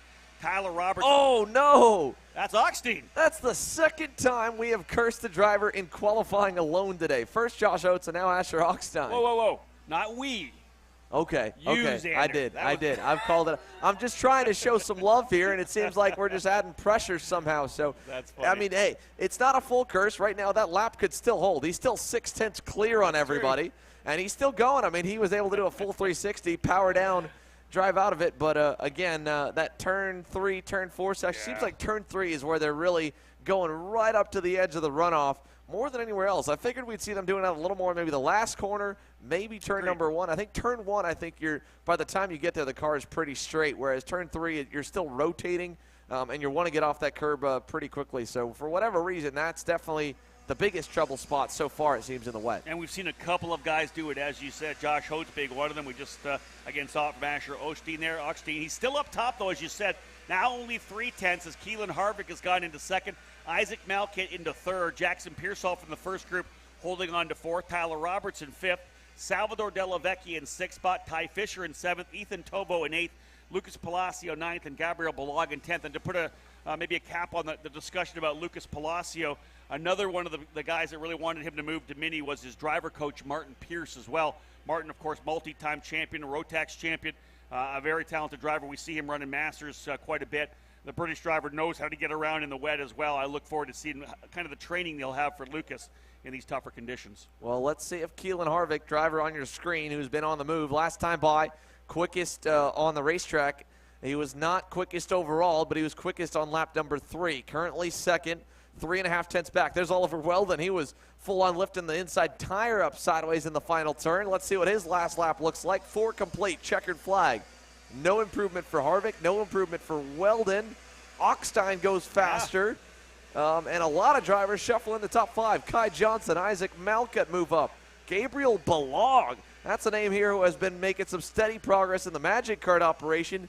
big time flyer for the 118. Yeah, Balog lays down a 104.1013 final circuit for Balog. He goes to third. Kai Johnson dropping back to fourth, having jumped into the top three. He goes P4. Isaac Malkit fifth. Ockstein, though, a nice run there, the 194. We know he was pushing to the edge, right? You don't know where the edge is until you go over it. He did that over in turn number 3, but he made the adjustment and was able to put a really strong final lap in to go even quicker, 0.4 faster than Keelan Harvick. Ockstein, a 103.574, over 0.4 faster than Harvick. Just outside that top 5, Jackson Pearsall from group number 1-6. Max Christia goes to 7th. Tyler Roberts, 8th. Salvador De La Vecchia in 9th, and Ty Fisher, the Canadian, rounding out the top 10. Yeah, big time shakeup for the entire top 10. And again, shout out to Jackson Pearsall from group number 1. His lap time sticking, holding into 6th in a 41 driver mini Swift group. We've still got more to come here. The skies are light and gray, but let's take a look at it as we get set for more qualifying coming. Pro and Master Shifter presented by PSO Karting and Hardin Motorsports Group coming your way live. It's the Superkarts USA Winter Series here on Kart Chaser.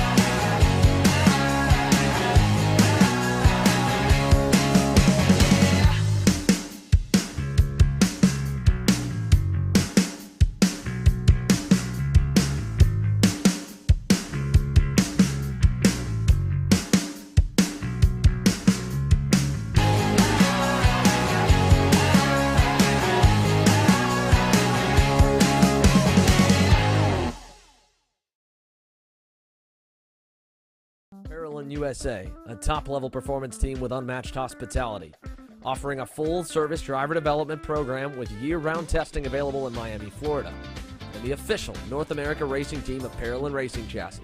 Chassis and parts available at ParolinUSA.com.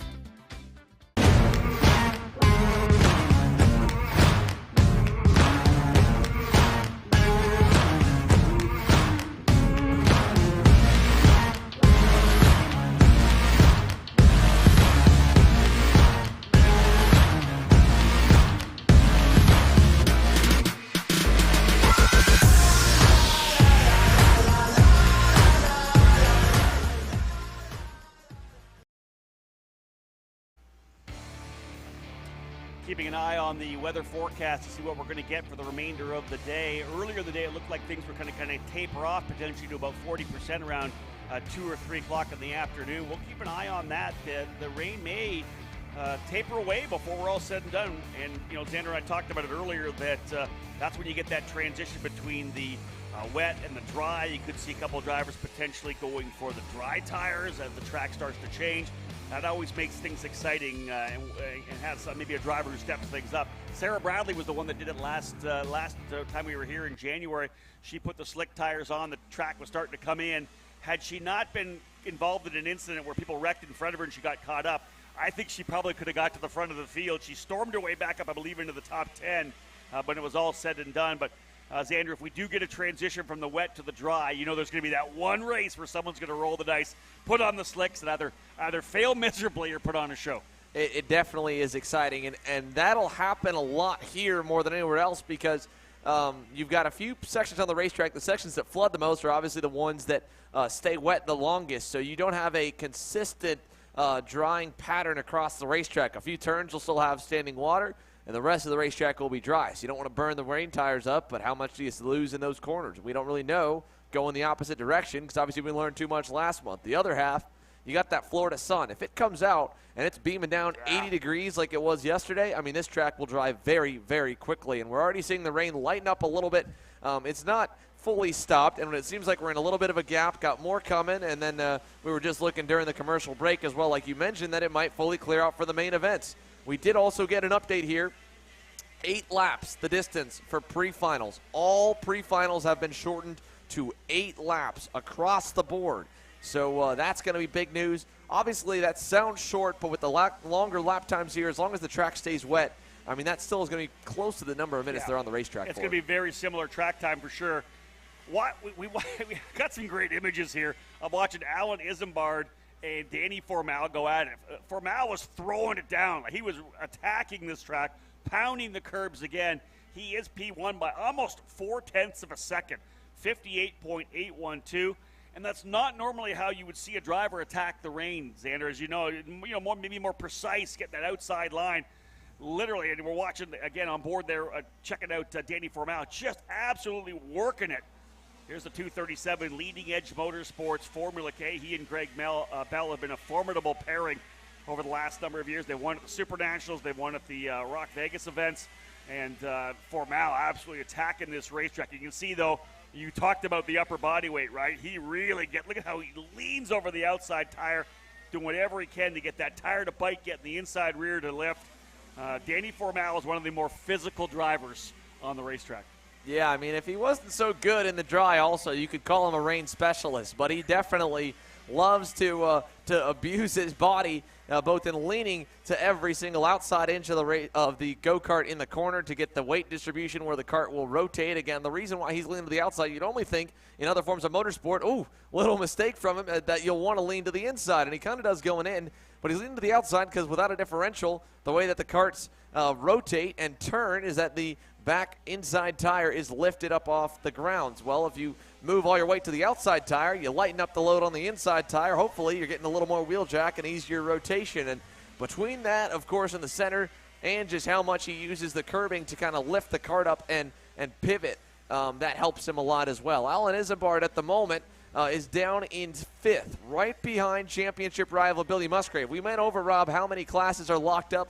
Pro Shifter is not. Master Shifter is. Skitchy Barnes has clinched that championship title. Well, from what it sounds like, I think that's either his first or second in the SKUSA Winter Series, if I'm not mistaken. I can't fully recall. I think it's second. No, it's his first, I believe, because I think Freddie Remrev won that last year, if I'm not mistaken. Yeah, because I saw him posting, I believe, going into how much he was really wanting to get a Superkarts USA championship under his belt, and it looks like he's mathematically clinched one now. A.J. Myers, while Formal has been in front of him, kind of showing the way, has gone quicker on his own. So Myers, a 57.99. Last time by slowed down. Now going to get through on lap number 4, and the checkered flag, I don't know if it's waving. It looks like it's not yet because they get the longer sessions as it's one massive group versus two groups. They're all 15-minute blocks allotted for the classes. You only get 5 minutes apiece if you're split in half. But if you're a full group, it looks like you're getting a little bit more. Checkered flag coming out now here around 5:30 elapsed time. And Myers 57.9, Formal 58.1, a tenth and a half back. They're both going to get one more. They'll be able to put 5 laps in. It looks like maybe they've split the master shifters out. No, or maybe no, there's out there. Just not a lot of them. Yeah, interesting. A number of drivers looked like they did not present themselves for this wet weather qualifying run. You mentioned A.J. Myers on top. Let's look at the Masters category here as well. I want to say only a couple of drivers potentially have gone out. Scott Presti and Patrick Otto Madsen. Yeah, I don't know that Skitchy Barnes rolled out here for qualifying. So I think a number of drivers electing not to head to the racetrack for wet weather qualifying. Drivers that have performed well. A.J. Myers about a tenth and a half quicker than Danny Formal, 57.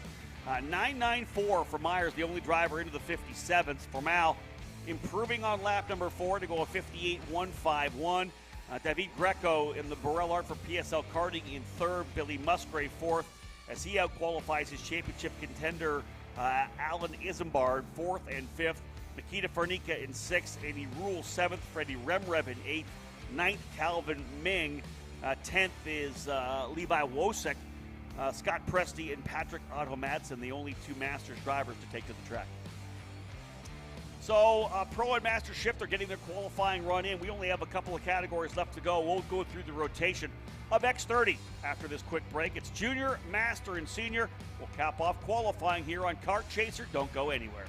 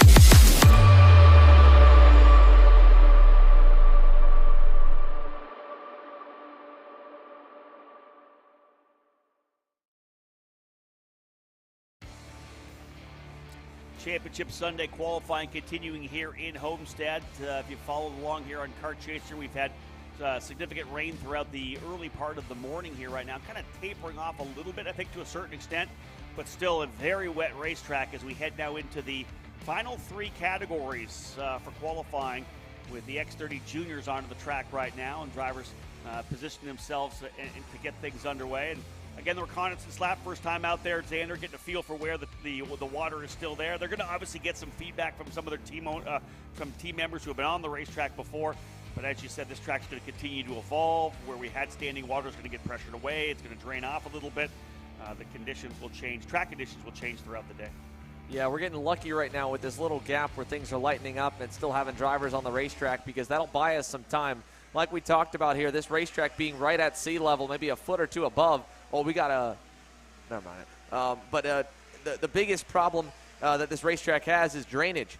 And so we were borderline when we went green of whether or not we would be able to stay racing the whole day, because some of the lakes over the drains were right up to the edge of the racetrack. Now we've run a few sessions, and naturally that's kind of pushed the water around and burnt it off a little bit as they drive over it. At the same time, you know, having the rain kind of lighten up here while it's still warm enough outside, I mean, that's going to help naturally evaporate the water as well. So it's a bit of a help for us, hopefully, to keep the racing nonstop, because with the hour we lost and trying to make sure that we get everything close to on schedule to finish by 5 p.m., both from sunlight and to make sure everyone's flights and everything getting out of here can safely do so.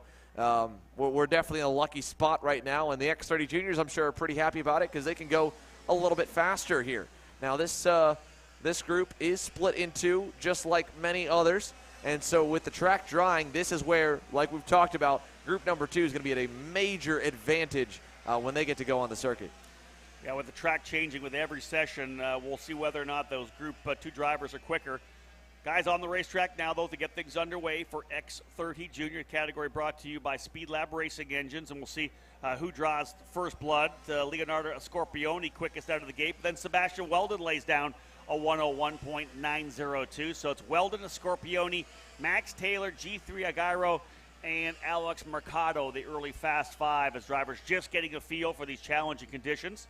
Not something they had dealt with earlier, because, of course, yesterday, Xander, Chamber of Commerce weather, 80 degrees, sunshine, couldn't have asked for a much better day. Stark contrast to what we have here today. No, really couldn't have asked for it better. I mean, the only thing that would have made that day better is that the couple times we had to roll the ambulance for a red flag incident and some flips, but everyone was okay, clear. We didn't have to transport anyone, just a few drivers bruised and checked out. And the racing was really good. I mean, that K100 Senior finish, unbelievable. Yeah. 3 and 4 wide across the line, 8 deep. The X30 Senior main event was pretty solid. The junior racing was good. You know, through the even the shifter pre-final and the opening laps of the shifter main event were really entertaining. We obviously have a few drivers looking for redemption out of that. Danny Formala, we saw there in qualifying go quickly early, was one of them. Said he had a cramp in his neck. Never really had kind of any issues of, you know, making it through an entire main event, but fell off pretty hard, especially in the last 6 laps. And he's like, man, I had the piece to win. I feel like I let my team down. I want to get a checkered flag for him here today. And he's got a shot, and it looked like it was good early. A.J. Myers, though, obviously stepped things up as the session went on. And with 2 laps in here, let's see who's got it on top. Sebastian Weldon, same deal as yesterday. Again, he had that bad problem in happy hour. And the 798 Lando Norris kart currently on your screen, half a second up on the field. Good run here in the wet so far for Weldon. 0.573, quicker than Ernesto Rivero, second quickest of the opening group onto the racetrack. Leonardo Scorpioni still in 3rd. Max Taylor 4th. Rodrigo Seabra, the Portuguese driver, in 5th. G3 Argueros in 6th. More motion here as Alex Mercado's gone to 2nd. So drivers scrapping it out. Weldon goes quicker again. 60.501, almost down into the 59s for Sebastian Weldon in what is very challenging conditions. I think the key, we mentioned this earlier, with the slower lap times and the 7-minute kind of time window, these drivers aren't getting as many laps. You're not getting the 5 and 6 laps, more like 3 or 4, luckily, if you get that 5th lap in. Yeah, very lucky if you can get the 5th lap. Sebastian Weldon looks like he went out at the back of the grid, so he definitely will not be getting 5. He'll be lucky just to be able to get the full 4 with how much of a gap he gave himself. And Again, that gap's allowing him to put down some pretty good heaters, but he's not competing against just the drivers on screen and just the ones currently on the racetrack. He's got that whole second group that he's got to worry about and hope that he places halfway decent to give himself a good shot. Yesterday was kind of able to get into the top 10. He wasn't as quick as where I think he felt like he maybe should have been or wanted to be compared to January, but it was decent. Definitely an improvement from Friday, and as the checkered flag will fall across the line for Weldon, time did get 4. So we got 4 in. And quicker again, Xander, 2/10 faster on that final circuit. And like you said, he's not really fighting against the guys on the group right now. He's trying to see where he can end up when the second group rolls on track. So trying to lay down the best he can. Did have some open racetrack, which he fully optimized, a 60.385. In fact, the only driver in that group to go below the 61-second mark. So Weldon almost a full 9/10 of a second quicker than Ernesto Rivera. So Weldon showing his wet weather abilities. He's P1, Rivera second, Mercado third, Scorpione fourth, and Seabra in fifth. So there's your top 5. And again, where will they stack up when the next group comes out? Not only do you expect that the guys in the next group are going to be a bit quicker just based on the fact they're faster in the dry, this track could be changing and evolving, Xander, as you had mentioned, where we don't have that driving rain that we had earlier in the morning when we started qualifying. It has kind of tapered off a little bit here, so this track's going to get better and better with every session. Definitely going to continue to improve here, and now that's, like we've said, the benefit for those in group number 2. You're watching group number 1 currently push their way through the scale lines. It is a semi-wet racetrack right now, and again, the group 2 drivers getting released. Let's see, it's a stacked field. We talk about it, have been talking about it all weekend long. So many big names in this one. Of course, impressive run yesterday for Caleb Gaffera, and it feels like we were robbed of a good finish had we gotten that 3 or 4 lap shootout after the red flag. Rob, you were calling it. You're like, we're on time. We're on time. We can do this. We can do it. And, man, I would have loved, like one of my favorite memories and one of my favorite races as a fan to watch here was the first SKUSA Winter Series that this track hosted in 2018. We had 2 different red flags in the X30 main event. Went with the green with a green-white checkered. I was sick as a dog that weekend working for the racetrack. I don't know. I think I had both the flu and a sinus infection. Oh. And so was coughing like crazy. Finally, by Thursday, I'd made it through. We were getting ready to hand the track off to SKUSA. I was like, Eric, I got to go to urgent care. Ended up over in the ER, got some blood work done. Yeah, because it was just it was terrible. And they finally tested me for everything. Luckily, anything worse than that. And I was told, all right, you've got the flu. You're extremely contagious. You got to stay home for 3 days. Well, I stayed home for 2 days. And then I drove in my car with a bottle of Mountain Dew and some Cheez-Its and went over to the back corner of the racetrack that we're about to see turn number 2 back over here by the RV row. And turned on EKN radio at the time and listened to the call. And I texted you at one point when they had the second red flag. I was like, no way, we're going green again, right? And we went green with 2 laps to go. And everything went wrong in that race. I mean, Norberg got a flat tire after one of the restarts. Musgrave won on a suit that he hadn't worn all day, was 3 pounds light. Dante Yu, who was 15th, I think, on the grid and probably about 10th place pace, somehow won the whole thing. I forgot about that. First of all, good responsibility for you not to come into the paddock. Very nice to be on the outside of turn 2. I totally forgot about him swapping the different suits. That's right. He had the heavier suit on. I forgot about that for Musgrave. That, again, I would love to have seen the guys go, at the end with 3 laps to go. I think it would have been a wild battle for sure.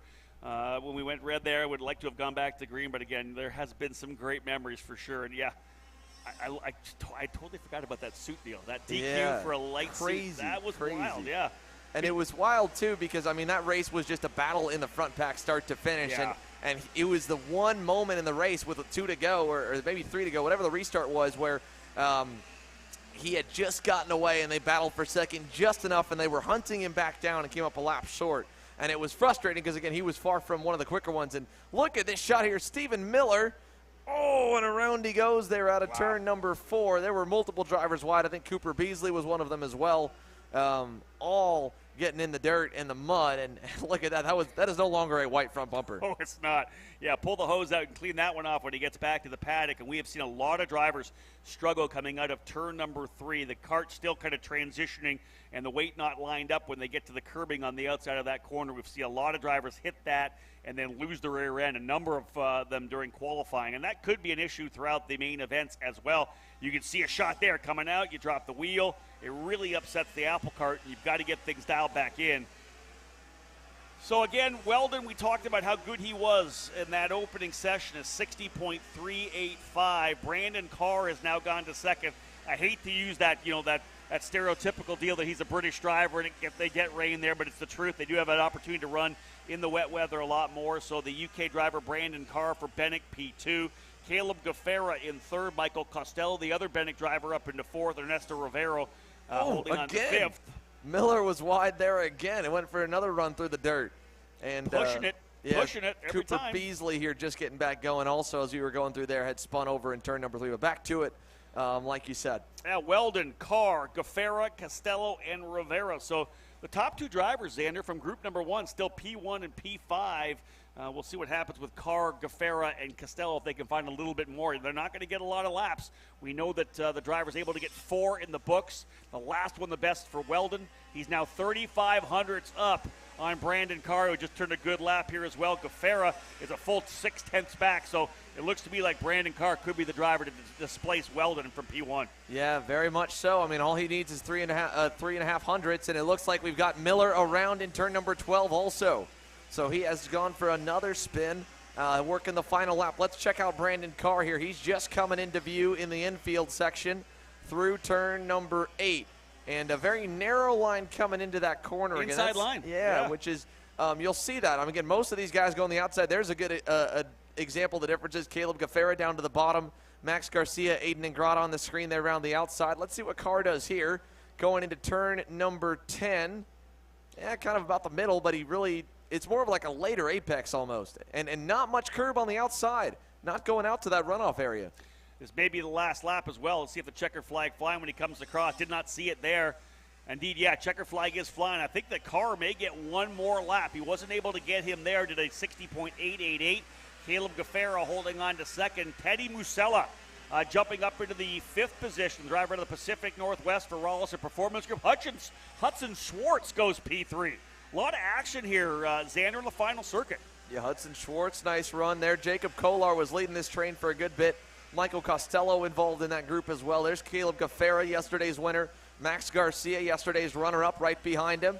And into the corner. Look at Costello, man. He is working that Bennett cart, taking a very aggressive line through on the cool-down lap. This is where I think they're just having a lot of fun for all these ones that have gotten through the checkered flag, because they're just going out and feeling out the grip. And for Brandon Carr, I think he must have pulled in here. It looks like he's pulling in here this time. And yeah, so there goes Carr. He just went across the top of the screen. Here comes that next group. They'll come in just a moment, led by Costello. So Sebastian Weldon out of the so-called slow group, group number 1, pulls it in X30 Jr Qualifying presented by Speed Lab Racing Engines. Very, very impressive, especially because this track was probably faster here for Group 2. I think you're right. 35 thousandths of a second faster than Brandon Carr, a driver we would expect to be good here. And again, you mentioned a much different racing line. Didn't go out unused. The curbing coming through turn number 11 and 12. Kept it on the racing surface. Carr, a little bit different approach. He obviously knows what he wants out of a wet weather setup. I thought Hudson Schwartz at the end there, very impressive with a 60.899. Gaffera right there in 4th. Costello 5th. Teddy Musella in 6th spot, Julian DaCosta in 7th. Top 10 rounded out by Ernesto Rivero, Max Garcia, and the Canadian Caleb Campbell. But for Weldon, taking full advantage of it, he'll start on the pole position for the pre-final, which of course will happen later on. And as you had mentioned, Xander, only 8 laps. They've cut that down to 8 laps. With the longer lap times, that'll fit into that time window we have for the pre-finals. Yeah, so it should be just about 8 minutes of green flag racing in those pre-finals. That's coming up after 2 more qualifying sessions. X30 Master is up next here. Stick with us, folks. We'll be right back after the break.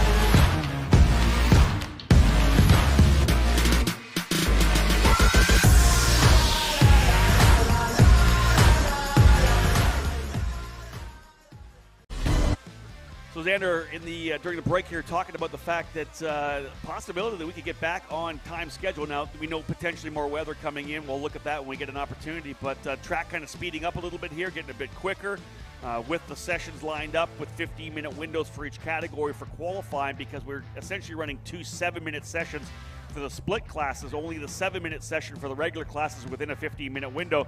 We're slowly working our way back onto the schedule. The lunch break was scheduled for 12:05. We'll talk to race control to see what the approach is.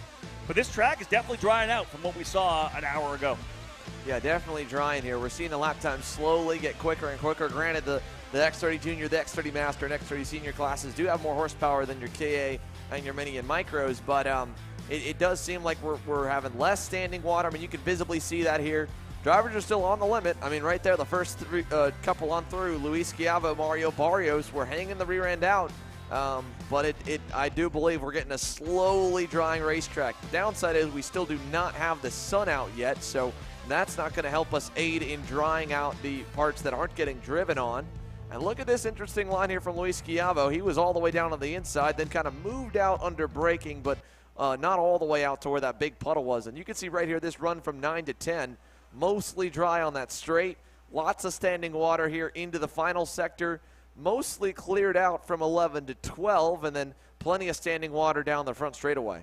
Yeah, all on the inside line. The drivers are okay as they work their way down into one. It's a little bit more to the inside. You'll see that standing water.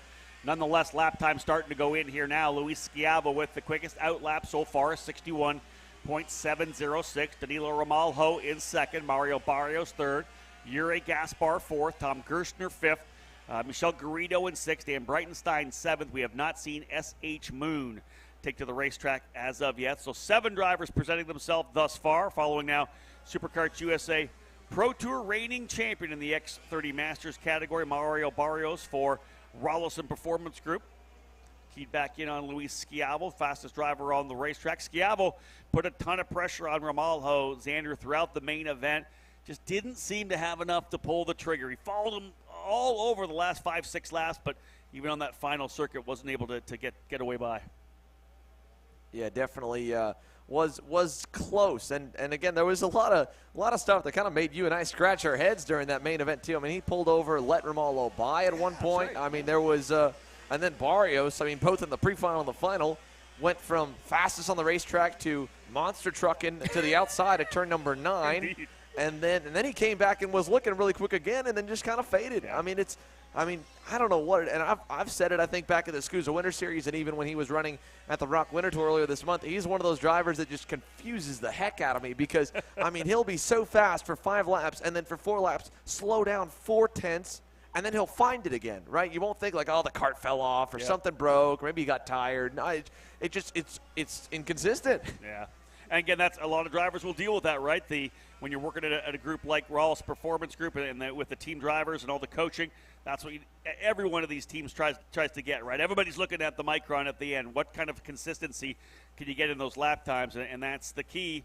Outright speed, always not the best, as long as you can get consistent lap times. Run down the inside there into turn number 1 for Schiavo, like he almost was trying to cool the tires down a little bit. He'll work his way back down into turn number 2.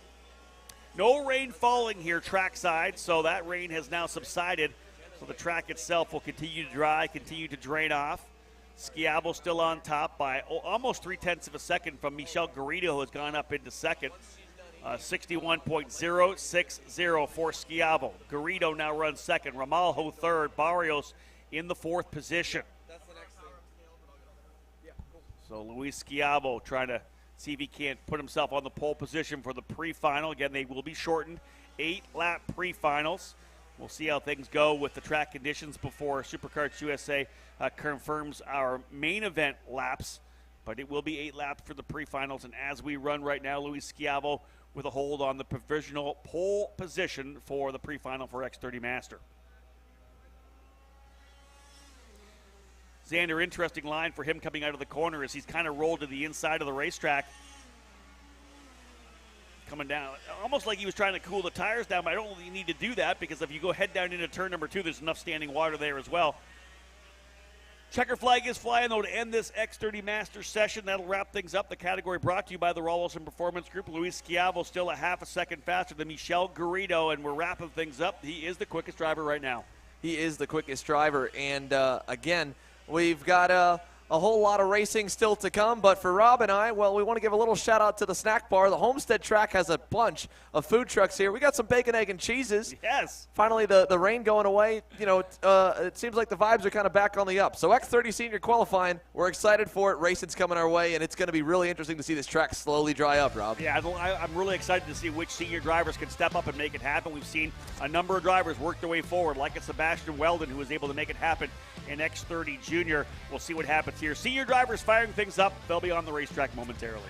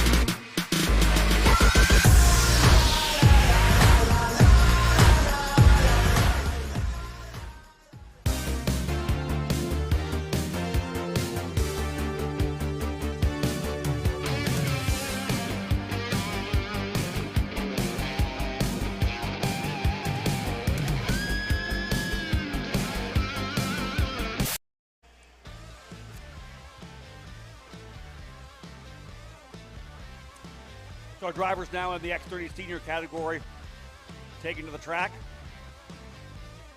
We'll see which drivers step things up here. Qualifying to cap things off here for Championship Sunday 2022 SuperCards USA Winter Series. If you haven't had anything to eat yet, go to the snack bar because that's a good egg sandwich. Sanders still got his mouth full. We'll leave him alone. That is a fantastic egg sandwich if you're looking for one. Let's see who's got it here. We're just going to start dialing things in here now to see who's P1. Thomas Nepo, or Navu rather, the first driver to come across the line. And we're still in two groups for this one as well. So what we're watching is group number one. Nevo had a terrible final practice in happy hour for his standards. He just barely missed the cut to go into the fast group for qualifying. And there were a couple other big names like we talked about. John Burke there on your screen. Right around him is Gavin Bailiff as well. Cole Morgan also had a really rough final practice, whereas his brother was up there and then obviously took that into going P1 in morning warm-up. There's Bailiff going by on the 3-1-2. If I'm not mistaken, I think that might be Kevin Reventos in the Alessandro's Racing entry, but I'm not sure. Either way, here comes the TKG Kart Republic of Thomas Nevo. He is your quickest so far, and we'll see what lap number 2 looks like. For his line, he's going out a little bit into that outside curbing runoff in turn 11 and 12. You can see the rooster tails and the water getting kicked up, but it's so dry on the regular surface now, I don't see it. A lot of guys going that far here this time. But 2 laps in, and the TKG KRs, 1-2. Gavin Bailiff, 5 thousandths to the better over Nevo. Santiago Benito. And the Speed Concepts Racing number 364 is third. John Burke is fourth. Timothy Carroll, P5. Here comes Nevo coming into the carousel as they focus on into view. Yeah, Thomas Naveau, the driver out of Oka, Quebec in Canada, has looked good coming out of the gate here now. P2 as the Trinity Karting Group drivers have 1-2 right now, and he and Gavin Bailiff, a 60.853 for Bailiff in the 381. Watching Naveau here. Again, we'll see him this year in the Cooper Tires USF 2000 Championship, running with D-Force Racing. But still an aggressive karting schedule throughout the season. Number of drivers really working it here to try to get a feel for it, coming onto the front straightaway now. Yeah, that was John Burke. Yeah. He was wheeling that thing through turn number 12. Cole Morgan jumps to second. Burke that time not super quick, does not improve in seventh. Mateus Garcia, that's a name here kind of a little bit out of left field for where he was yesterday to jump to P2 in the group. Bumps Morgan to third, Bailiff fourth. Naveau's recent time still holding at the top. There goes Santiago Benito by your screen. And the rest of your field on by. Colin Lloyd there, your winner from K Senior yesterday, making his X30 Senior debut this weekend. Actually, I think that might have been Luis Colamodio, not Lloyd. I think Lloyd might be in the fast group, and he is. So that was his teammate in the T1D Racing Tony Kart, Luis Colamodio, just going by. But here is Naveau, and yeah, they're on the limit. Gavin Bailiff was just really wheeling it coming through the hairpin, and they had the thing really stepped up, almost had the thing up on bicycling up on two wheels, really trying to jack that weight into these corners, especially in the hairpins, to get that power back down. Checker flag now flying here. Thomas Naveau goes back to P1, 60.462. Cole Morgan second, Mateus Garcia in third, Gavin Bailiff fourth, Kevin Raventos, as Xander had mentioned earlier, in that fifth position. Less than 0.4 of a second separating the top five drivers, our first of two groups, to cap off qualifying for round number 4, Championship Sunday at this year's SuperKarts USA Winter Series. And Thomas Naveau, again, like Sebastian Weldon, Xander, hoping that whatever time he's been able to lay down is going to be good enough to give him a decent starting spot for the pre-final, which will be shorter at only 8 laps. Yeah, definitely a short pre-final. So let's see how well that holds, and it's going to be good for both him and Cole Morgan. Morgan being only half a tenth back. Garcia, Bailiff, Raventos, as you mentioned here. Not too many big names struggling, it looks like, in the rain, at least in this group. 18 currently have put laps in out of the 40 we've got on the entry list, and they're all coming up here in just a moment. But the final qualifying session getting underway. The track slowly drying. The rain has subsided at the moment. Hopefully the skies continue to get slightly lighter and lighter. We still don't have any bit of sun. It's all overcast at the moment, but nonetheless, a good sign at least that the drops aren't just filling up every single puddle around and getting us closer and closer to a flood level. And Xander, what it also does is sets up us up, and the mechanics, of course, the paddock up for which session, which pre-final potentially could it be for someone to go to the slicks. Yep. Is it going to happen? This track is still pretty damp. There's a lot of standing water. We'll start watching for a race line to potentially develop, because sooner or later, if we don't get any rain, you're going to see that transition race where someone's going to roll the dice with slick tires. The guys up front are going to stay with the wets, and somebody's either going to be a zero or a hero in that race when we do transition back to the dries. It's really just going to come down to track temperature. You know, I mean, it could be 10 to 15 degrees cooler in South Florida when you're in the shade versus out in the sun. I mean, when that sun beats down, and it would raise this track temperature probably 30, 40, 50 degrees without a problem from where we're at right now. But being at the moment where it's still overcast completely, it's still pretty cool out, all things considered, still kind of breezy. That's going to keep the track from really accelerating the drying process. And if I had to bet money, I would say probably around that Pro Master Shifter pre-final, the final one before the lunch break. That would be kind of that hybrid one. You know, either that or that one being the first one after the lunch break if they have some more time. The other thing, too, is if they know the track's going to be drying, the track crew here does have squeegees and a blower and a full track drying system that they could put into play during the lunch break if SKUSA wants them to. Some series, they'll come in, and sometimes SKUSA and every other promoter group will be like, you know what, it's just part of the racetrack. You know, we're going to let it dry as it dries. In other cases, the guys will be like, you know what, we're almost dry, we're 90% there. Go out during this 30-minute gap we've got and go and blow it off. And we say lunch break because we didn't think we were going to have one, but we're getting pretty close to being right on time, all things considered, with an hour-plus delay. Indeed, pre-finals set to go here after this particular run for X30 Sr. We'll see the Micro Swift drivers roll out for what will be an 8-lapper. We expect with the 8 laps, if the track is drying up enough, it's not going to be quite as long as we expected. We may be able to work our way back onto the schedule right now, but as Xander had mentioned, the second group of drivers here in X30 Sr, the class brought to you by Group A Apparel. They have rolled onto the racetrack. The time to beat is 60.462, laid down by Thomas Naveau, the Canadian running for Trinity Karting Group on that Kart Republic. He was quickest. Cole Morgan was second. Mateus Garcia third. Gavin Bailiff fourth. And Kevin Raventos rounding out the top five for group number one. Again, the track continually in a state of evolution here as it's drying slowly. No, I don't think we really have any kind of a dry line anywhere. Still a very moist racetrack. Drivers get a good feel for the further where we could really see him become a serious championship threat. Not that he wouldn't already be a contender, but really bring that team back to a SKUSA Pro Tour level X30 Sr operation. Marian Kremer's P1, 60.311, almost 0.2 of a second quicker than Naveau, a tenth and a half. Cole Morgan still third. Who else jumped up? Cameron Weinberg in seventh, Diego Ramos in eighth, and Frankie Mossman 13th, Robert Soroka 14th, and Mateus Morgado in 15th. Those are the drivers able to get it done here on the opening lap. Kremers does not go quicker on lap number 2, but does another 60.3, so consistent for sure. Cameron Weinberg up into third on that CRG. How about this pairing with Cameron Weinberg and the CRG, man? He has dialed things in. He's been really impressive here this weekend. Definitely here, and we just saw Morgado and Norberg there on your screen. Here comes the rest of your field on through. There's Tyler Wettengel at the end of the shot with Aaron Benoit. Here's your national number one, Hannah Greenemeyer. She's got Carson Morgan looking to go by, and then Paulie Massimino, Santiago Fernandez at the end of that group.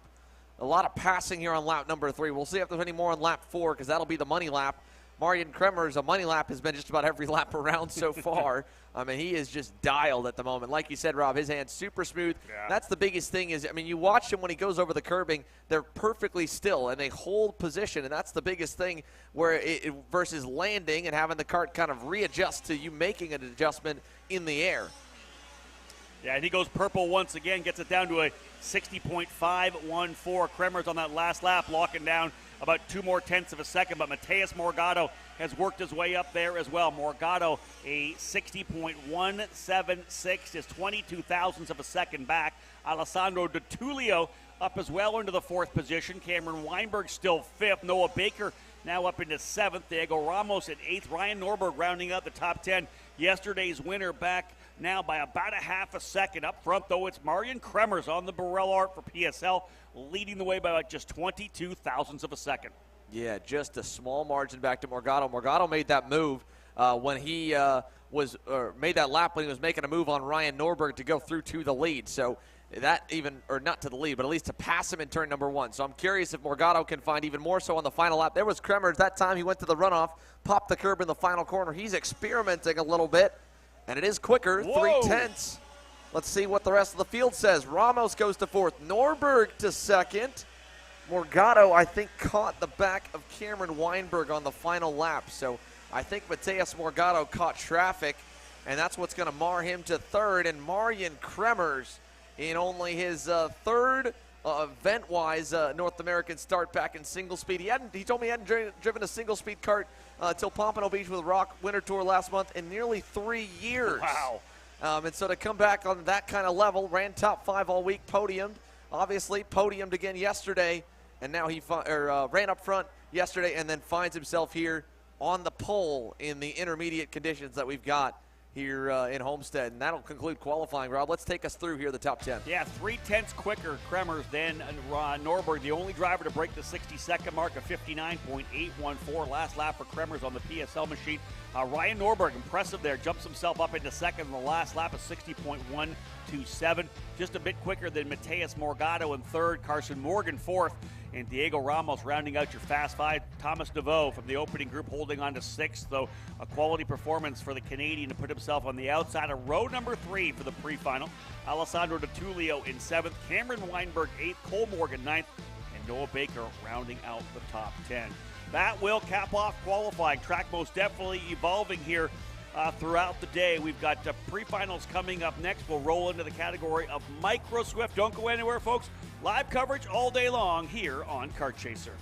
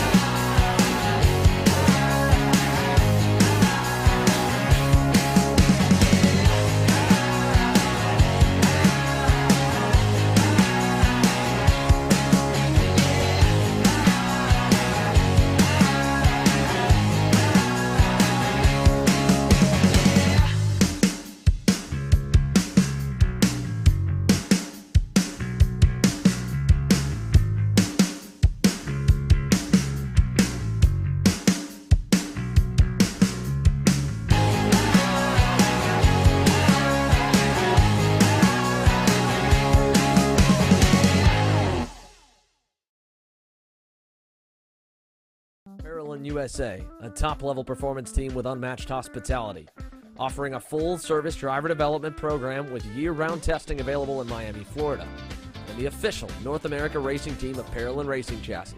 Chassis and parts available at ParolinUSA.com.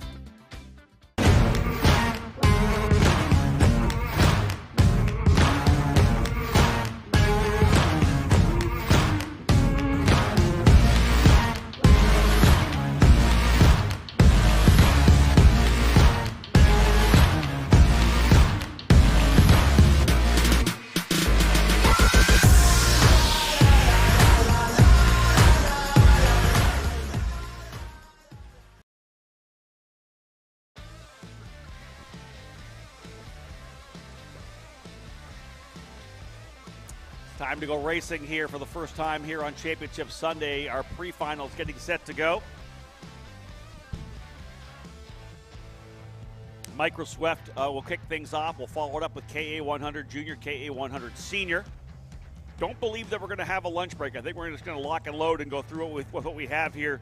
We'll keep an eye on the time schedule. Those of you in the paddock, of course, ready racing. So make sure you've got your carts up and ready to hit the grid. Set to go now with the drivers in this Micro Swift category. Justin DeLucia and Luke Giglio. Top of the order as I have on live timing. I don't think that actually is how they shook down. We'll see how things play as they roll back through here to get rolling. It'll be our first pre-final. As we said before, 8-lap pre-final, so let's update that as well. 8-lap distance for our pre-finals. Drivers rolling on track and get things underway here.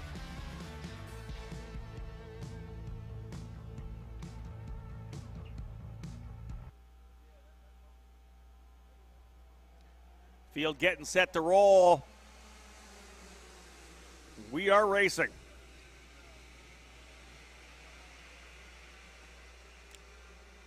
Luke Giglio leading the way down into turn number 2 on the Burrell Art machine. Drivers settling in here. I believe that's Alexander Procuna. Oh, a couple of drivers off on the outside at turn number 3. I think we're going to see a bunch of that, as that is a corner that they have been pushing very hard on throughout that particular part of the racetrack. Giglio out to the lead in the 68. So again, settling in for the early laps. Only an 8-lapper here in the pre-final. Giglio P1, Procuna in second.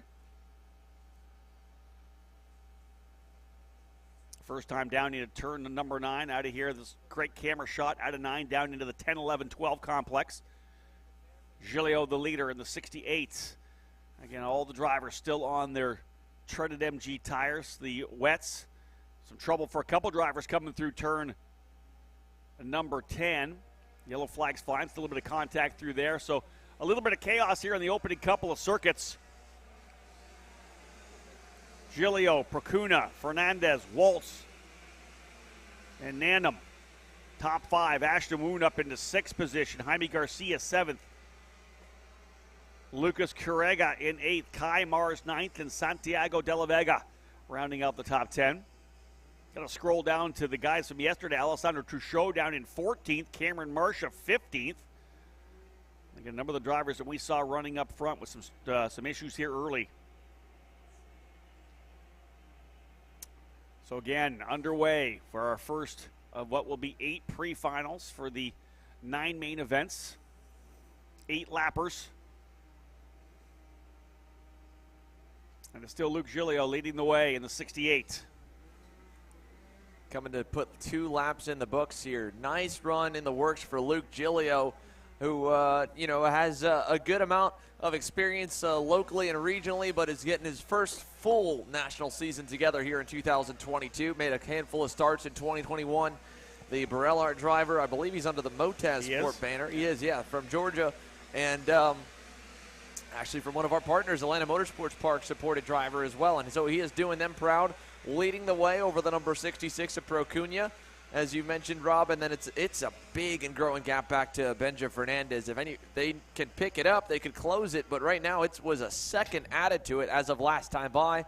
And like you said on the first lap, lots of chaos. I think one driver ended up cutting down the inside at turn number 12. I mean, they were just going every which way. But it's all under control right now for the number 68. Very nice performance in the works here for Luke Giglio. Yeah, very impressive. Able to get out front. You said it's almost 4 seconds. I believe the gap back now to third. We did have some chaos over in turn number 3 that kind of shook things up. But a big run early here for Procuna and Giglio out front. Got a little ginger coming out of the final corner there. Lost the rear end a bit on the exit, but laps clicking away. Now lap 3 goes in the books. And again, Giglio and Procuna out front. What is that gap back to Benja Fernandez? Over 4 seconds now, Xander. 4.1 seconds. Fernandez behind Procuna. Yeah, it at least held even last time by. They were only about a tenth a second apart, and Procuna seems a little more under control. Giglio is still trying to find the limit here and make sure he's dropping the pace as the drivers behind him inevitably will. But he's losing the back end a little bit more so consistently than where he was on the opening 2 laps, and that's allowed Procuna to close up to maybe 2 kart lengths away. Even right there, you see exiting 8, he had kind of had a 4-wheel slide. So that gap's a little bit shorter, but like we've touched on a little bit in qualifying, it's so tricky to pass here in the rain for all these drivers. We got one out right in front of us, pulled off to the side here, headed into turn number 10 and 11, just slightly into the shot. As they come out at 12, though, you could see even, right here, he's fighting that kart a little bit more than where he was at the start, and I know it's because he sees the driver behind. He looked back twice that lap to Procuna. He knows he's got to find more pace, and he's dancing the fine line because one time too much, and he's going to go around. Yeah, like you said, he continues to look behind him. That's one of the things you try to teach your young drivers not to do. Keep your eyes forward, drive your race, and just be smart. Procuna putting a lot of pressure on Giglio right now to try to find a way through. Turn 4 into the inner loop now, 5 and 6. A little bit tighter line through that corner there for Procuna as he's trying to see what he can get here in terms of extra pace, some extra grip. Much different line coming through turn number 7 over through 8, and it's still Giglio as your leader. Procuna this time looking back, no need whatsoever. Still 4 seconds back to Benja Fernandez in third, Drew Waltz fourth, and Jaime Garcia rounding out the top 5. I believe we'll come to the halfway. No, we're at the halfway point already. 4 laps down. It'll be 5 down, 3 to go when they get back to the stripe and Luke Giglio and the number 68, the Motaz Sport driver on the Barrel, a little wide coming out of that final corner.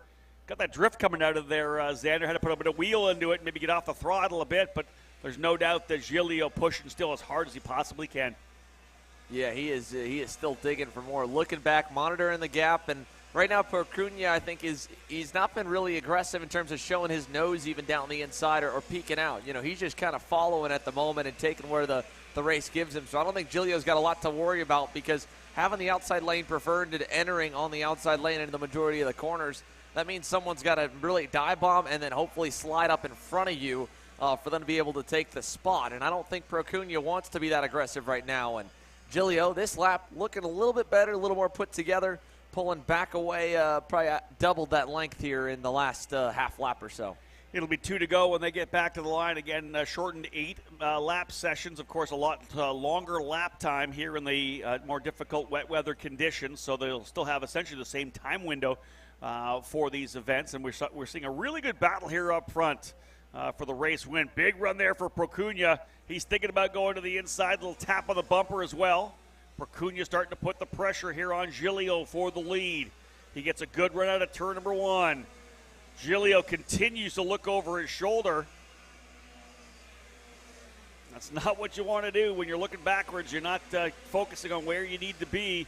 Procuna putting the pressure on. It seems like it's shaking Giglio a little bit here, Xander. Definitely a little bit shaky for Giglio. He was waiting for him to get aggressive, and the moment he became, it seems like he's put him even a little bit more on edge, but he seems really, really good from about turn 5 to turn number 8. I mean, that seems to be Giglio's specialty. Where he seems to struggle is the 90-degree corners that are both at the end of the racetrack and at the beginning, between 10, 11, 12, and then 1, 2, 3. 2 and 3 especially. So as he comes down the run to 9, or into 10, this is where that gap is probably about at its biggest. And I'm not sure where it seems to be that he seems to lack the center corner grip that Procuna does, or what Procuna is doing so much different. As we've got one spinner there that was just on screen, that was the 97. I believe that was Stephanie Miller, and it was. She's down in 25th. But luckily a good ways up from the leader, so not to worry about. White flag, though, in the air from Aaron Likens 3 or 4 car lengths still to be made up for Procugna to get close enough for a dive. He's got to be really good here before we get to Giglio's best section. Ooh, hanging it out.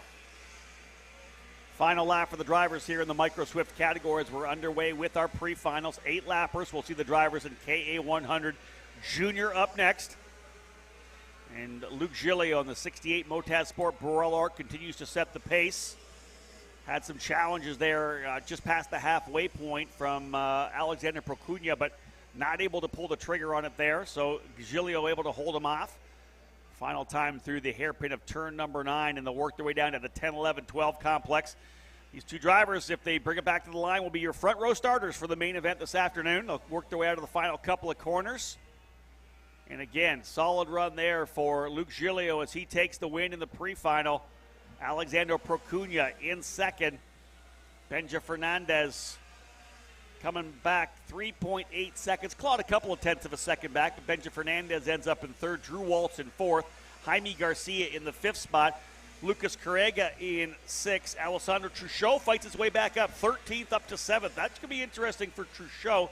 His fast lap, though, a couple of tenths off that of Giglio, who was the purple driver, quickest driver on the racetrack. Pasha Ali up 7 spots as well into 9th.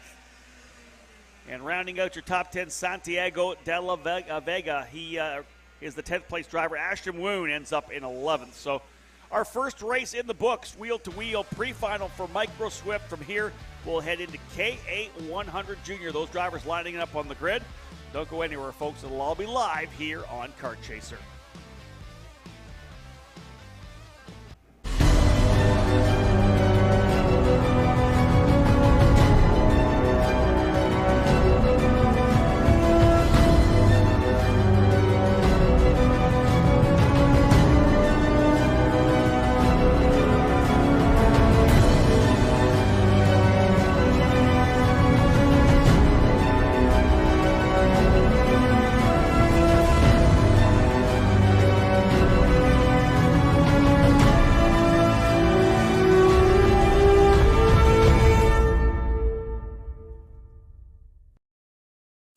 As the Western importer of the Praga and Formula K chassis brands, Leading Edge Motorsports is a high-performance kart shop and race team with a simple mission: teach others the joy of high-performance driving, supply our customers with the highest quality products and services, and most of all, win races. With our remarkable racing inventory, expert services, and top-ranked national-level team to back it up, we'll help to get your new kart racing package up and running fast. From arrive and drive service to kart preparation and driver coaching, to the parts you need to get you back on the racetrack, Leading Edge Motorsports is the industry answer. Are you looking to up your web presence and digital footprint? Here at Novice Web, we help businesses elevate their value through custom software development, responsive website design, e-commerce, and AL/ML services. Our customer-focused engineers have over 10 years of experience. Let Novice Web design your first online impression. Overdrive Motorsports is more than just another full-service kart shop. Beyond our excellent service and more than 20 years of experience, we also offer a number of aftermarket parts and upgrades, such as our own proprietary pedal kit and the only aftermarket rock shifter mount in North America. Check us out online at odkarts.com. We shut the booth down. Back live here, folks, as we get ready to go into another one of our pre-finals. It'll be the drivers in KA100 Jr up next. Rob Howden alongside Xander Clements. Stephen Miller starting on the pole position, a 101.382. And Ernesto Rivera will start third alongside Luke Welcome, Max Taylor, and Victor de Alencar on row number 3. Row 4 will be Chris Aiken and Anthony Rivera. Row 5 to cap off your top 10, Valentino Garbarino and Adam Brickley. On row 6, Jake Giordano on the inside, Colin Aiken on the outside, while on row 7, Charlie Steins will start alongside Ivana Richards. Row 8, Max Schweid and Austin Jers on row number 9. Ava Hansen starts 19th alongside Zachary Hitchcock, while Diego Giat and Sebastian Newberg will be on row number 11. Row 12, Arrington Grimm and Nathan Dupuis. Row number 13, Rahim Alahabi and Gabriel DaCosta. On row 14, Azir Torres Jr., Reagan Seville, Walter Jenkins. Xander finishing off the 29 kart field. And here we go, Rob, down to turn number 1. Nice roll on the outside. Oh, we got 2 drivers turned in the center of the pack, fully backed up and off the brake pedal. And Stephen Miller has also gone around, it looks like, in turn number 2, your pole sitter. has dropped to the tail end of the field. We're trying to catch up with him. That was just off screen. Gafera is the leader, and Miller all the way to the back of this train here. Look at this long line of go-karts still coming through there to turn number 4. Caleb Gafera with a nice gap. What a horrible opening lap for Stephen Miller, who was so impressive in the wet in qualifying. Not able to capitalize on that pole position. Has an issue in turn number 2, and as Xander had pointed out, falling to the absolute tail of the field.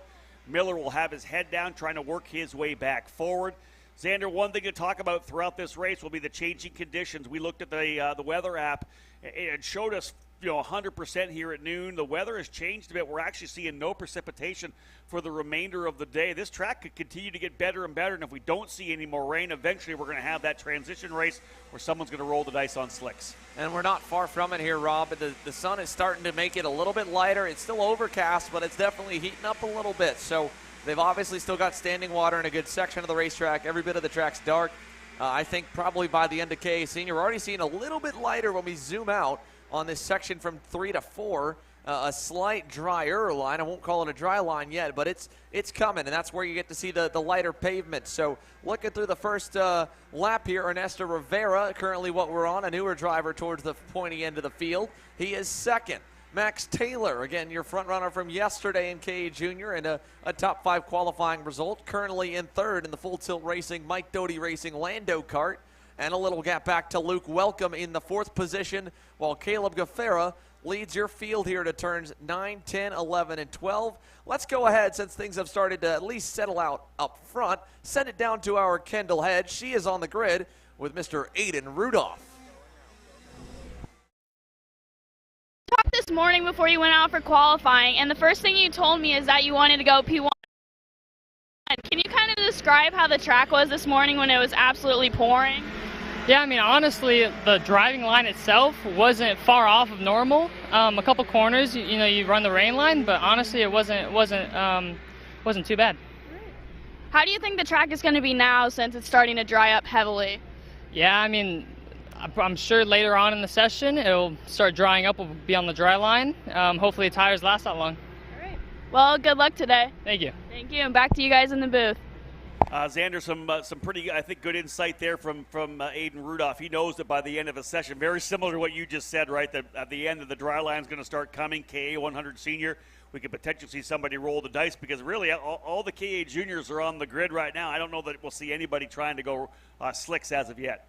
No, definitely not. But this is where they start to kind of play with the tire pressure, right? Yeah. Typically when you go to the rain, you blow your tires up and you want to make them, 20 to 22, 25, maybe if you're crazy, PSI. But the normal PSI that these guys will run is relatively low for karting. I mean, you've got anywhere from, on a very hot day with the Avinco reds and MG yellow tires, 7.5, 7 and a quarter PSI, right?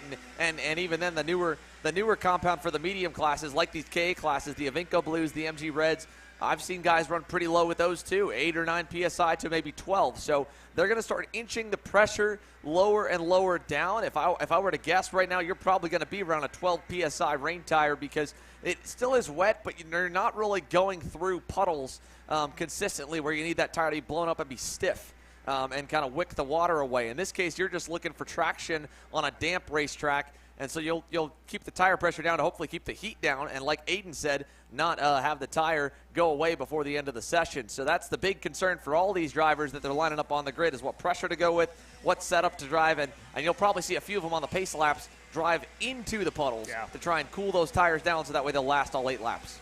Caleb Gafera on screen now, leading the way by a significant margin, 2.2 seconds, the lead for Gafera over Ernesto Rivera. Max Taylor running in third, Adam Brickley in fourth, and Luke Welcome fifth. There's Taylor there, and there, of course, then there's the remainder of the field coming through. Adam Brickley in the 810. Everybody's settling in. Fast lap, 0.961, 2.2 seconds the advantage as this track continues to improve. That rain we expected to be here all day long has kind of dissipated. We talked about it earlier in chatting with Neil Strickland, that what they saw on the radar was that maybe some of that second cell was going a little southeast of us. That seems to be the case now as we're looking to potentially have some dry weather racing before we're all said and done. Gafera coming across the line, though, to put number 5 in the books. 3 more laps remaining in these 8-lap pre-finals. We'll have the KA 100 senior drivers rolling out next, as you said. We'll see what happens. The juniors are on track now. Seniors, you would mention potentially the shifter kart category could be that transition race. We look forward to seeing who rolls the dice and who does not. Otherwise, a strong run here. You know what? Who's having a really strong run and will have an opportunity for a good finish is Ernesto Rivera, right? To be able to use what he did in the wet weather. Ernesto got himself up into the top 5. Now running P2 for an opportunity to start on the outside of row 1 for the main event this afternoon. Yeah, very good opportunity for Ernesto Rivera to kind of take advantage of that qualifying session in the wet where he was so impressive, and then to back that up right now with a nice run on a still mostly wet racetrack. So as they work their way around towards turns 10, 11, and 12 this time by, of course, coming to the double sticks. 2 to go. 6 flawless laps really put together for Ernesto. You know, next best to Caleb Gaffera. Any mistake Gaffera makes and it would fall to him, and he's put a comfortable gap for himself back to 3rd place on the racetrack as well. So back to Max Taylor, which is nice. And again, Max Taylor, he's had a really solid SKUSA Winter Series altogether. Was pretty decent in January, and then we come here to February. I mean, he's been quick in the dry. He's been quick here in the rain. P3 for Max Taylor right now, and another driver, like I said, that's been impressive, and he's put together a good run through this entire weekend, really. Yeah, you know, you look at Gaffera down into the 101s, but then low 102s are both pushing to him. He's just done a fine job here leading this race in KA100 Junior, putting that extra little exclamation point on his championship season in the SKUSA Winter Series in this class. As you mentioned, in qualifying, and having Austin Jers not get the pole takes out the potential for a tie, and so that's just going to give Caleb Gaffera even more so the clinch for the championship and fully officially lock it up. And he's going to do so with what could be a very nice point stay through to 11 and 12 and headed for the checkered flag this time. And we said that with the position he had, it'll be an unofficial championship here. First SKUSA championship for Caleb Gaffera. He'll get the pre-final win and is going to put himself on the pole position for the main event. Ernesto Rivera capping off a good run here as well. He ends up P2. Max Taylor 3rd, Adam Brickley in 4th. Luke Welcome across the line in 5th. Diego Guiat pushing him across the line in 6th. Valentino Garbarino 7th. Max Schweid 8th. Reagan Savell in 9th, and 10th.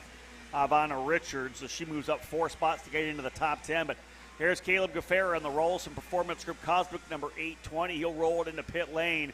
And as I said, a chip for young Caleb Gaffera here in the KA100 Junior class. He had a strong 3-event package of performances to start the season off. Didn't really have to do much here today. All he had to do was make sure that Austin Jers didn't get at least 10 points, and the job was going to be done. And we saw actually the pole sitter get that done. And again, tough one for Stephen Miller. As we said, let's find out where he actually came back to 13th. Stephen Miller has a great card and was actually very, as we know, very impressive in the wet. Went all the way to the tail of the field, Xander, after the issue in turn number 2. Fought his way back to 13th. The radar kind of coming into our favor, and more racing still to come. K100 Seniors next. They'll be on track right after the break.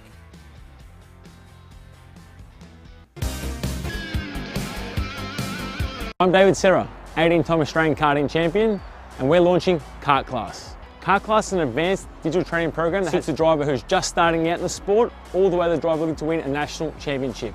In this program, you're going to be learning about how to find the ideal racing line and what an apex is, braking and throttle markers, wet weather racing lines, and how to overtake other competitors. We target how to brake in the wet weather, and we look on the mental side of kart racing as well with our mental skill. Advice and service. We focus on servicing all racers with honesty and pride while maintaining customer satisfaction. We carry a full stock of Kart Republic and Tony Kart chassis, as well as IAMI and Vortex Rock engines. We've also got a host of other parts available and in stock, such as products from Rev Performance Materials, Jecco Racing Seats, and more. We have a 100% satisfaction guarantee, and on top of that, if your order exceeds $200, shipping is on us. Check out all we have to offer today by visiting us online at kartstore-usa.com. If you're looking for top-grade equipment, look no further than Rev Performance Materials engine mounts, sprockets, and arcade chains. Available online now at revperformancematerials.com and through a dealer near you. The highest quality material, built to the highest quality standards. Rev Performance Materials.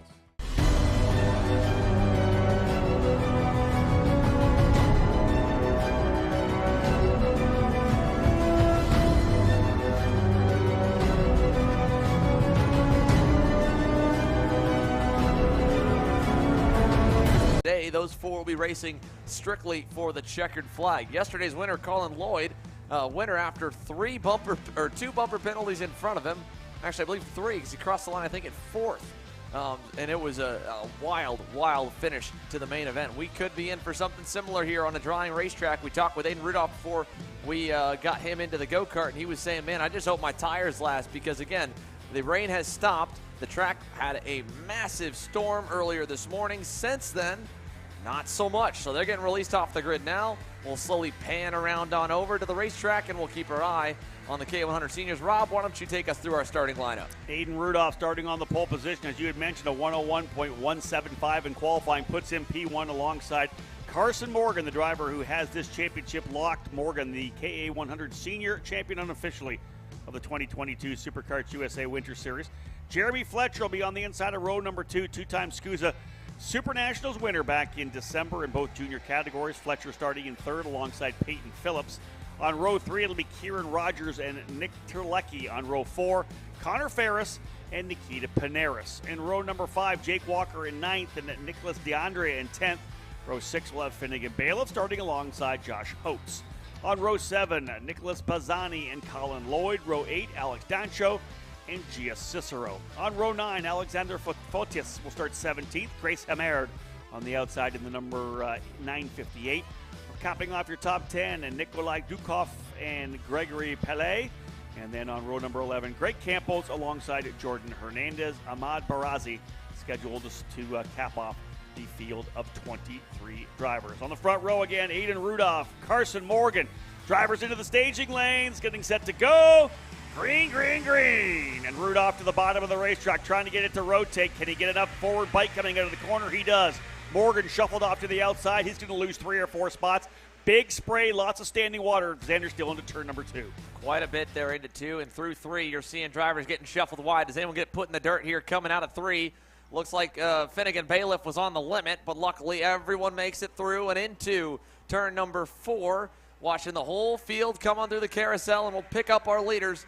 Rudolph trailed by about a cart length back to Jeremy Fletcher. Then it'll be Peyton Phillips, and Rudolph got a little bit sideways coming out. Here comes Fletcher to the outside. Rudolph will let him go. Nice and clean racing up front there as Phillips remains in 3rd. They were side by side for 4th. That's Nick Terlecki with Connor Ferris, and Carson Morgan just pulled out a line there to try to get by Ferris. He does so. He's got a lot of work to do. Not a good start for your provisional champion as he works to the inside of one of the RPG drivers. I believe that was the new one, Kieran Rogers, that he went by in turn 12. But at end of lap 1, Jeremy Fletcher leads here, Rob, down the back. Yeah, solid start there for Jeremy Fletcher as he's able to go out to P1. Trying to get our live timing dialed up back in here to give you that rundown through the top 10. But again, good start there for Fletcher. Rudolph slotted there into that 2nd position. Solid start, I think, for Rudolph. Obviously, just wanting to get out cleanly. He had mentioned Xander at the start, just hoping to get that start done correctly and take care of those tires throughout this run. We'll continue to watch the development of the racing surface itself and the way these drivers are approaching the line. Still running a lot of those wider wet weather lines here as we're just early in this KA100 pre-final. Yeah, very early here in the pre-final as we see Morgan going for another one. I believe that was Terlecki he was going on by. That's for 4th. Jeremy Fletcher continues to lead. While we have that here, we'll get set to be sending it down to the grid in a few moments. Our Jenna Tommy has caught up with Keelan Harvick. Let's see if we can get a hold of her. Jenna, you got us? Hi, I'm here with Keelan Harvick, who had his first big Mini Swift win yesterday. Keelan, how does that make you feel? It definitely boosts my confidence a little so I can be stronger and more. Yeah, that is awesome. So we've got some interesting conditions out here today. How are you feeling about the rain dry? Are you excited to race in the rain? Are you nervous? I'm a little bit of both. It's just I've been racing in the rain for a long time, but I've never actually gotten the hang of it. Well, that's okay, and I'm sure you'll get the hang of it today. Is there anyone you want to thank from yesterday? My dad and my mom, my sister, Hunt Brothers Pizza, and everyone else that helped. Thanks so much, Keelan. You have a good race, okay? Back to you. Xander, I think that he said he hasn't got a hang of it yet, but judging from what we've seen out of Keelan Harvick over his first couple of years here running at the national level, it's not going to take that long before he gets a feel for what it's like, what he needs to run to go racing strong in the rain. I'll tell you one guy, though, that just got the short end of the stick here. Sorry about the little bit of glitches on the camera because things are just going crazy on and off the racetrack. Aiden Rudolph got absolutely booted out of turn number 9, and we'll get that link up here in just a moment so we can see. That was right on camera. So first of all, Rudolph goes around, collected with Terlecki. They were battling for second. Look at this gap here. Jeremy Fletcher just going on by that time, headed into turn number 4. And then we got one driver, Nick DeAndrea, there with a dragon rear bumper. I mean, it's just a madhouse in that group. Terlecki a little bit up from DeAndrea, both way down. Now outside of the top 10, I think. Holtz is 9th, so that puts Terlecki about 12th or 13th, trying to get back to Gia Cicero. He's got Finnegan Bailiff side by side with him. Yeah, that was definitely tough for Aiden Rudolph. We saw him go off the racetrack there as we had just come back from that interview with Keelan Harvick. And well off to the outside of the track, having to hold on to the cart to bring him back onto where he needed to be. And he's fallen quite a bit down the order here, back to 17th position for the driver. Started on the pole. Tough one there for Rudolph, who looked really good out of the gates. Jeremy Fletcher leading the way right now. He's got a huge advantage right now over Carson Morgan. Look at this scrap a little further back as well. That's a good little battle as the drivers going at it deeper in the field. That's 2 or 3. Phillips, Ferris, Jake Walker going at it as well. Finnegan Bailiff in there. A pretty good scrap. And I want to say that's Jake Walker in the 914 has been able to go to the head of that grid. Yeah, indeed he has. So move Bailiff into there as well. Josh Holtz is in there. Colin Lloyd. There's Lloyd to the inside of Bailiff, and Holtz is going to take advantage as well to turn number 7. Xander, ton of action here, running essentially what is about 4th back into, I think, 8th. Yeah, deep fight there, led by Jake Walker. He's now gotten a little bit further away, or at least he was. Lloyd caught him somehow, and now he's fighting him back. Jake Walker's up a couple spots already from a decent qualifying run, and through 10, 11, 12. Lloyd, yesterday's winner, trying to hang on to the battle for 5th. As just up the road there, you could see Connor Ferris. There's that whole group coming out of turn number 12. Seconds ahead of Carson Morgan as we have 5 laps in, 3 more laps remaining. Drivers working their way down now into turn number 2. Again, we're seeing Colin Lloyd there, Jake Walker, Josh Holtz. Holtz able to get by Walker coming in. Look at that. Oh, that little bit of side there. Little hip check there from Jake Walker on Josh Holtz, puts him off the racetrack. That's the second consecutive session we've seen Holtz off over there. The first was his own doing, this time from a hip check from Jake Walker. Elbows are up right now. Oh, yeah, look at that right there. Finnegan Bailiff just tried to go spinning himself around. It looked like he kind of let him go, then gunned it on the inside to try and tag him in the left rear and spun himself out in the process. And meanwhile, look at Aiden Rudolph. I mean, he was way back, and because they fought so hard, he's going to get back into the top 10 after his spin earlier on in this session. Now he's working the inside of Gia Cicero. Gets through with help from Nikita Panaris. And now locks on to Jake Walker, who is somehow going to shuffle into 7th, I think. Maybe a little bit of luck here on the recovery for Aiden Rudolph as he finds himself back up into the 8th position. We saw some pretty aggressive racing. As I was going to say before, Bailiff leaning on each other here with a couple laps to go in KA 100 Senior. Rudolph has a look to the inside of Jake Walker now into turn number 4, and I believe able to get that job done. So Rudolph potentially up into the 7th spot. Indeed, he is by Walker, and we know how quick he was. Qualified on the pole. An issue for him, as we said, getting moved off the racetrack there over in, I think it was turn number 3 early. Here's another battle further back. Holtz is going to go to the inside of the 914 of Jake Walker. Just a ton of action, Xander, here, just outside the top 5. Yeah, that was true. Lucky, actually, Holtz's teammate. Holtz just a little bit up the road. Oh, okay. Walker under pressure, still from Nikita Panaris. And, yeah, Jake Walker went up. Now he's kind of shuffling backwards, and we're focused on this midfield fight because up front, not much has changed. Fletcher still leads over Morgan and Phillips. Morgan was a good bit quicker the previous time by. He cut into the gap and is pulled away, but it's a Tony Kart 1, 2, 3 before we get to the Kart Republic Ferris Racing entry of Connor Ferris. He's gotten some separation with half a lap to go. We go back to the leader, Jeremy Fletcher, tiptoeing through turn number 8 right there. Last time by, kind of just managing the gap. Was about 3/10 slower than before, saving the rain tires there. Like we said, he went through the puddle. And, I mean, I'm telling you, Rob, it does look lighter. It's still not sunny yet, but if that sun comes. Fletcher up a couple of spots, takes full advantage of it, ends up getting the victory here. Carson Morgan coming home to 2nd spot with the fast lap of the race, a 101.308. Peyton Phillips and Connor Ferris third and fourth. We saw that last lap that they had significant gaps. Colin Lloyd ends up in the fifth spot. How about sixth and seventh? Rudolph able to get by Josh Holtz. So Rudolph was the leader, fell all the way back to, I think it was 17th, scrapped his way back up to sixth. So strong recovery for Aiden Rudolph. Josh Holtz ends up in seventh.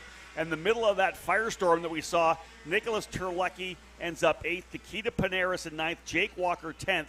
And then you go a little farther back to Gia Cicero just outside the top 10. Cicero, though, up 5 positions to work her way into 11th. A lot of action there as she settled in.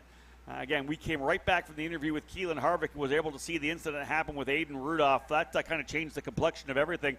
Bottom line was, though, Jeremy Fletcher, no flaws at all, and he ends up with a 3-second win over Carson Morgan. Yeah, very nice drive by Jeremy Fletcher to set himself up to start from the pole for the main event, and of course that'll be coming up later on today. If you haven't already subscribed, make sure that you subscribe to the channel, but also hit the join button on YouTube. You really can only do it on a computer, and that way you can become a Kart Chaser premium member. So that $9.99 a month, you can watch the main events live here from Homestead. That'll be later on today. You can still watch all these pre-finals free here, and keep in touch with all the action. You'll get to watch the replays of the main events for free a couple days after the fact. But if you want to watch the main events, the finals, live, where in Senior, it'll be Jeremy Fletcher and Carson Morgan the front row, make sure to go to youtube.com/KartChaser on your computer or any non-iOS device and hit the join button to become a Kart Chaser premium member. We've got the engines fired for the next division, and it is none other than our Mini Swift. So let's go ahead, and we will get set to take you through the starting lineup for your Mini Swift class here, presented by DNJ Intermodal Services. Up front, Asher Ockstein, Keelan Harvick, your front row. Row number 2, Gabriel Ballag, great qualifying effort. He goes in the inside of row 2, starting third. Kai Johnson will be on outside of row number 2, P4. An up and down day on Saturday here for Isaac Malka. It starts off to the inside of row number 3, and to the outside, the driver who went P1 and number 1. A very impressive performance by Jackson Pearsall. Row 4 will have Max Christie on the inside, and the Parolin driver Tyler Roberts, a good run to the podium yesterday. He'll start 8th. Rounding your top 10, it'll be Salvador De La Vecchia on the 116 and Ty Fisher in the 138 Burrell Art. Moving your way now to row number 6. Ethan Tobo on the inside, and now the unofficial champion, his second championship here in the Winter Series, Oliver Weldon starting in 12th. Yep, right behind Weldon here, a driver who was up front for the majority of opening weekend. Carson Weinberg in the 187 CRG rolls off 13th. To the outside of him, Nathan Holy in the 112. Row number 8, Felipe Jesus Benito starting 5th. On the outside, Sarah Bradley in the 114. Moving back towards the outside edge of the top 20, starting P17. It's Orsilon Racing's Luis Umana, and to the outside, Bronson Custas in the 176. One of the youngest drivers in the field, starting in 19th spot for Trinity Karting Group. It's Lucas Palacio on the outside, Aiden Nicotra. Moving to outside edge of your top 20, now to the top 25. Starting P21, it'll be Michael McCauley, and to his outside, Pierce Wade. Moving back to row number 12, Devin Waltz on the inside, Faith and Sarapon on the outside, starting 24th. We move to the final row. We'll get to call here, I believe, for the final couple as they crawl around turn number 12. Gian Mateo Russo, Beckham Tupakov start 25th, 26th, and it's Alan Bonilla, Tristan Murphy, Rolando Barrera, and Max Weiland will round the top 30 out of 41. Mini Swifts, Rob, they're in the tram lines. They're ready to go. Down to turn number 1. We're underway for another pre-final, and the Mini Swift drivers around the outside. Harvick, nice run on the top side. He brings Kai Johnson with him up to second. Outside of the front row, not the worst place to start if you get a good run and can get that outside line. Asher Ockstein had to kind of get off it a little bit to get around that corner, but this puts Harvick out front in the Parolin, and a big run on the outside through the grass for the number 129. A bunch of wheel for Jackson Pearsall. Another couple of drivers having trouble further back. I think that's kind of a chain reaction. The one driver gets off of the outside. Everybody else is wondering what's going on, checks up a little bit. You see that chain reaction that goes further back in the field, Xander. Well, there's a lot of battling now, and as a result of that, for third, Asher Ockstein was side-by-side at the end of the frame there with the 199. I believe that was Tyler Roberts that were going back and forth. And after coming out of turn number 9, it is Ockstein who commands the third spot. Here's that shot into 9 for just a moment. You can see Kai Johnson, couple car lengths back from the leader, couple more car lengths back from Kai, finds this fight for third. Ockstein holds it over the Parolin, who runs a little bit wide.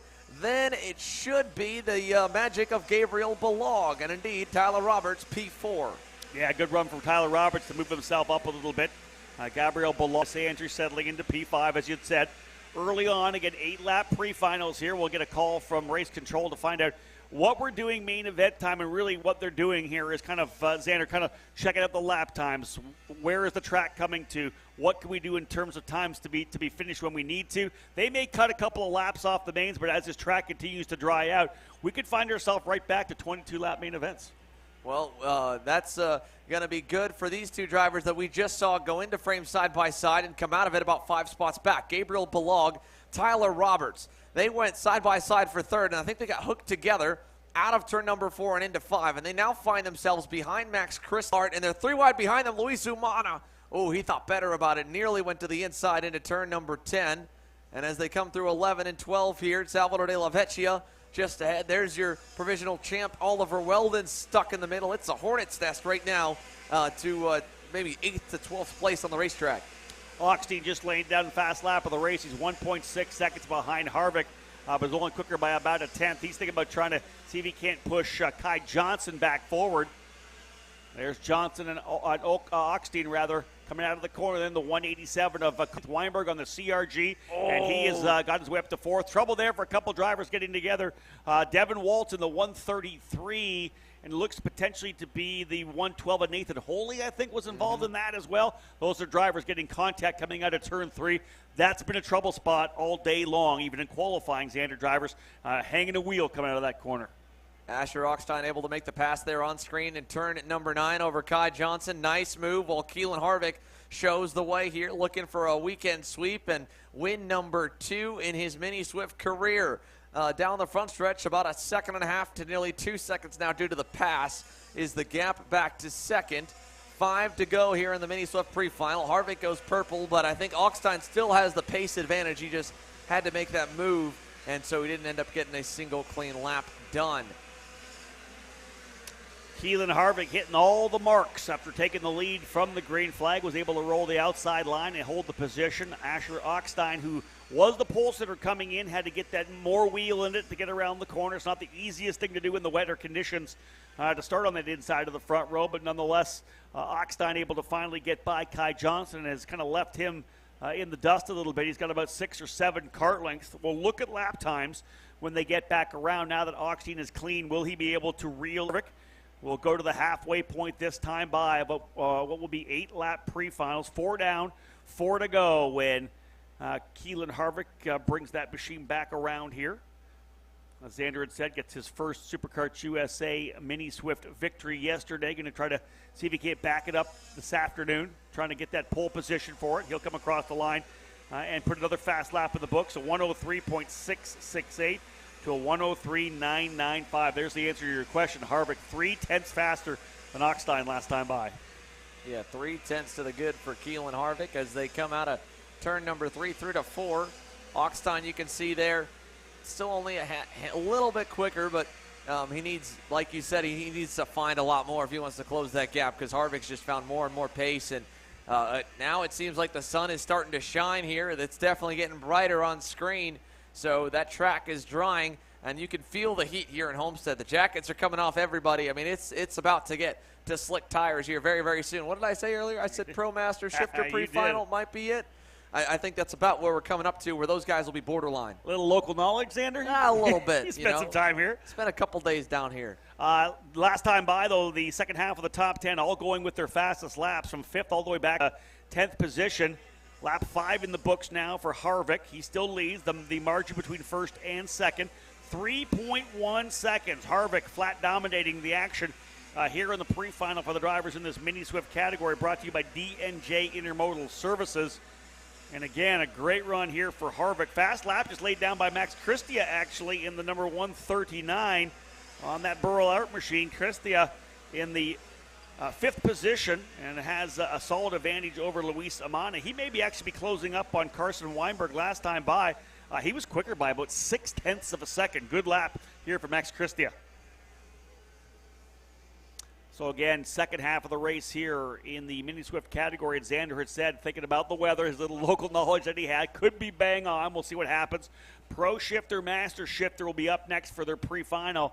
If it's not, if somebody doesn't roll the dice there, you got to figure something's going to happen in X30 Jr. The track still, as you can see, damp in a lot of areas, but will it be enough by the end of a pre-final? Although the pre-final is not quite as long. They're not those 12 lappers. It's a shorter 8-lapper now. I don't know whether or not we're quite there, although we do know with the higher horsepower that the shifter car drivers will most definitely be laying down a lot more heat, transferring a lot more heat into the asphalt here. For sure here. And right. As Harvick leads them into turn number 4, Ockstein's gap, he's at least pulled away from Kai Johnson in the closing stages. Max Christie went purple a few laps ago. Again, just no big changes through the top 5. One driver a little bit wide there, one of the Paralins. Dropped a wheel out of 4. Oh, no, Isaac Malkett's around deep in the field. There's Lucas Palacio going wide, but Malkett spun in turn number 1. And, man, he was having a great day going. Was dropped back a little bit, was in 11th at the time. He's now all the way down to probably 38th or 39th when they come back across the line with a lap. There for Malkett, who was trying to scrap his way back forward. Oliver Weldon, who won the first 2 rounds of the series and clinched the championship yesterday in the mini category. Started in the 12th spot. He's got his way back up into the 8th position now. He's just dropped to 9th as Delavecchio was able to get by, but Weldon now back into the top 10. So Oliver Weldon back in 2020 scoring the Micro Swift Championship here on the Winter Series. He's going to, of course, unofficially add a Mini Swift Championship here as well. So keep building up that resume for young Oliver Weldon, currently 9th. Again, final lap on the racetrack for Keelan Harvick, however, as Harvick significantly ahead of Asher Ockstein. 3.2 seconds is the lead now for Harvick in that Paralin. And he'll work his way over to turn number 9, capping things off. Still running that racing line, which still puts into question what we're going to see in terms of the transition race from the wets to the dries. Sun starting to come out a little bit here. We're pulling up the walls on the easy up here in the Kart Chaser studio. Out of the final corner, race win goes to Keelan Harvick. Checkered flag from Aaron Likens. Harvick with the win, and a big one at that. Not just a tight one, 3.6 seconds for Harvick over Ockstein. Carson Weinberg, 13th to 3rd. We've talked a lot about Carson throughout this weekend. P3 finish there for Weinberg. Kai Johnson in 4th, and Max Christie rounds out the top 5. Fast lap of the race of 63.663. Yeah, good result there for Keelan Harvick. Unfortunate here, we're watching Isaac Malkett try to come across the line. He's a good ways back, but the checkered flag in the air for everyone. We'll see where Malkett eventually gets scored, and we're having to scroll, unfortunately, a good way down to find him across the line. 38. Ouch. Yeah, so a long way to go, but he's got a lot of speed in that Kart Republic. It'll be fun to watch him carve the field up here in the main event later on today. And again, like we mentioned, if you want to watch the main events, youtube.com/KartChaser. Hit the join button to become a Kart Chaser premium member at $9.99 a month.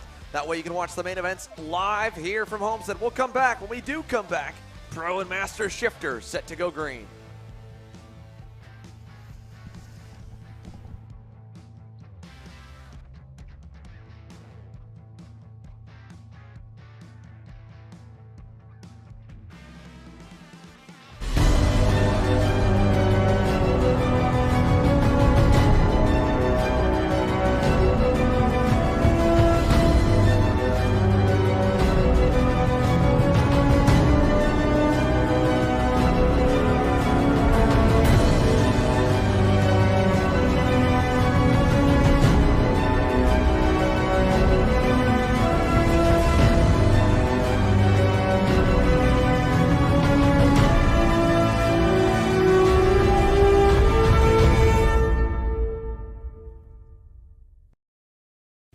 As the Western importer of the Praga and Formula K chassis brands, Leading Edge Motorsports is a high-performance kart shop and race team with a simple mission: teach others the joy of high-performance driving, supply our customers with the highest quality products and services, and most of all, win races. With our remarkable racing inventory, expert services, and top-ranked national-level team to back it up, we'll help to get your new kart racing package up and running fast. From arrive and drive service to kart preparation and driver coaching to the parts you need to get you back on the racetrack, Leading Edge Motorsports is the industry answer. Are Are you looking to up your web presence and digital footprint? Here at Novice Web, we help businesses elevate their value through custom software development, responsive website design, e-commerce, and AL/ML services. Our customer-focused engineers have over 10 years of experience. Let Novice Web design your first online impression. Overdrive Motorsports is more than just another full-service kart shop. Beyond our excellent service and more than 20 years of experience, we also offer a number of aftermarket parts and upgrades, such as our own proprietary pedal kit and the only aftermarket rock shifter mount in North America. Check us out online at odkarts.com.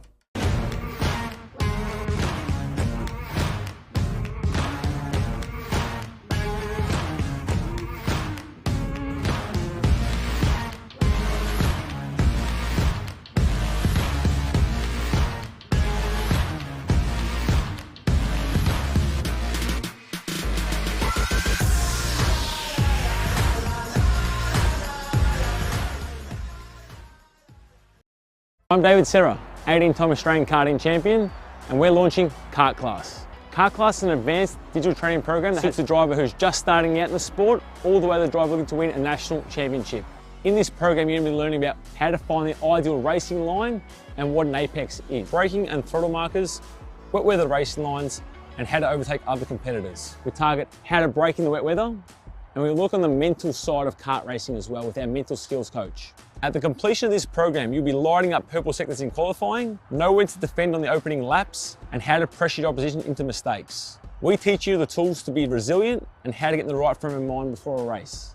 We look to complete the whole package by getting a strong mindset, a driving style to suit all conditions, strategizing your race, and getting the last 1% from your team. We'll teach you how to win the final lap of a race, driving the wet like Max Verstappen, and creating the perfect bubble for yourself to mentally be in the zone.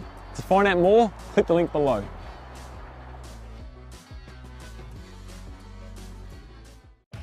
Kart Store USA is a kart parts supplier that racers and retailers can count on when they need reliable advice and service. We focus on servicing all racers with honesty and pride while maintaining customer satisfaction.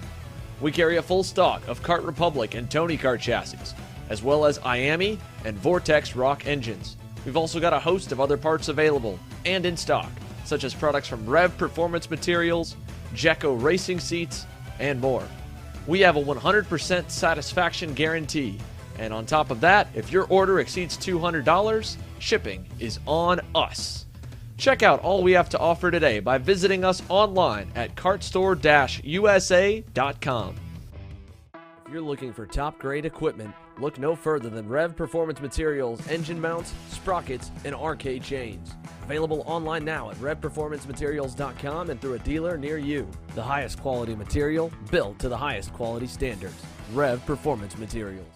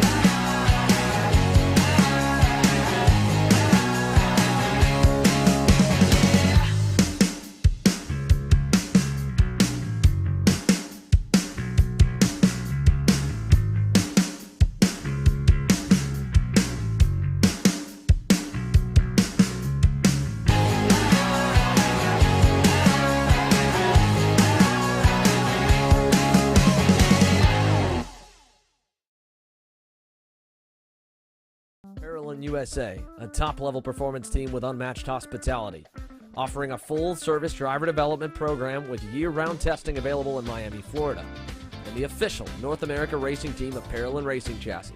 Chassis and parts available at ParolInUSA.com.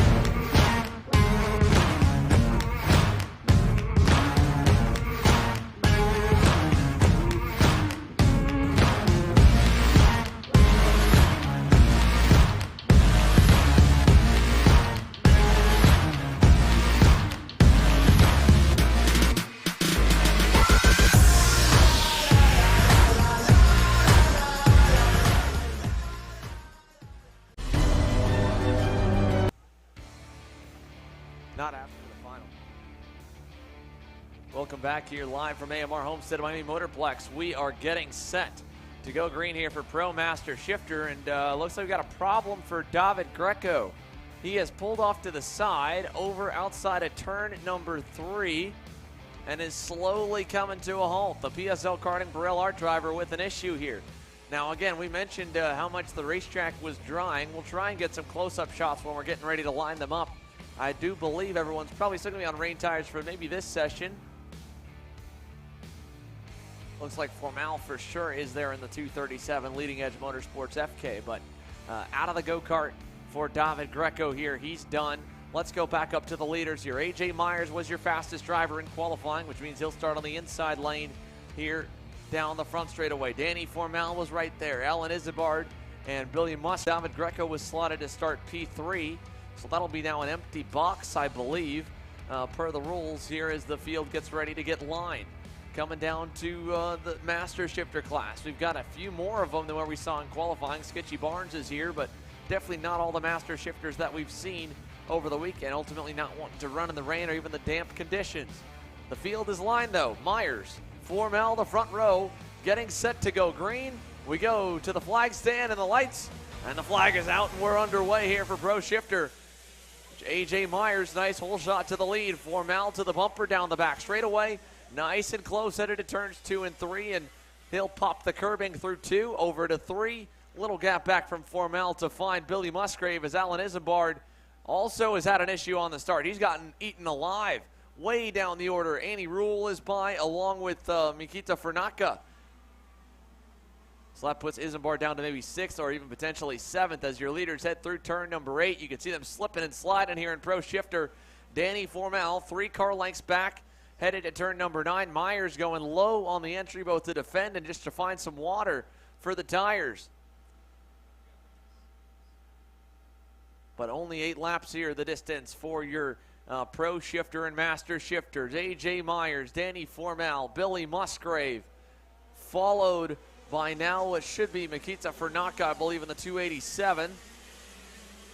Annie Rule, then Alan Isambard, who has gotten in line just ahead of Calvin Ming and Justin Salazar. Levi Wosick is running as well, and then for Master Shifter, it's just Scott Presti and Sketchy Barnes. The majority of the Master Shifter field not on the racetrack here on Sunday, as Myers takes them through the carousel, that gap up to 5 or 6 car lengths, and continuing to grow. We will see if maybe we can send some down to get some interviews for the X30 Juniors here momentarily as the Pro Shifter Pre-Final well underway. We took a short break on the racetrack here to refill the generators for all of the powered equipment that the Supercarts USA team has on the racetrack have gone back going here. And again, right now, currently 12:51. This race was slotted to go green at 12:35, so cutting out the lunch break.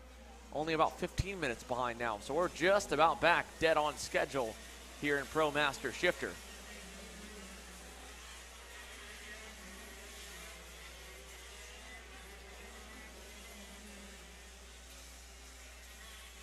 That time by Danny Formal lost about half a second.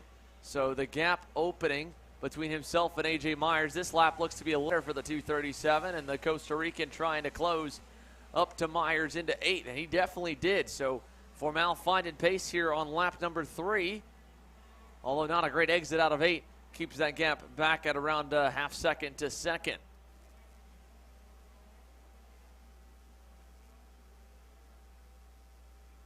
Headed through 10, 11, and 12. AJ Myers will take him down the front straightaway.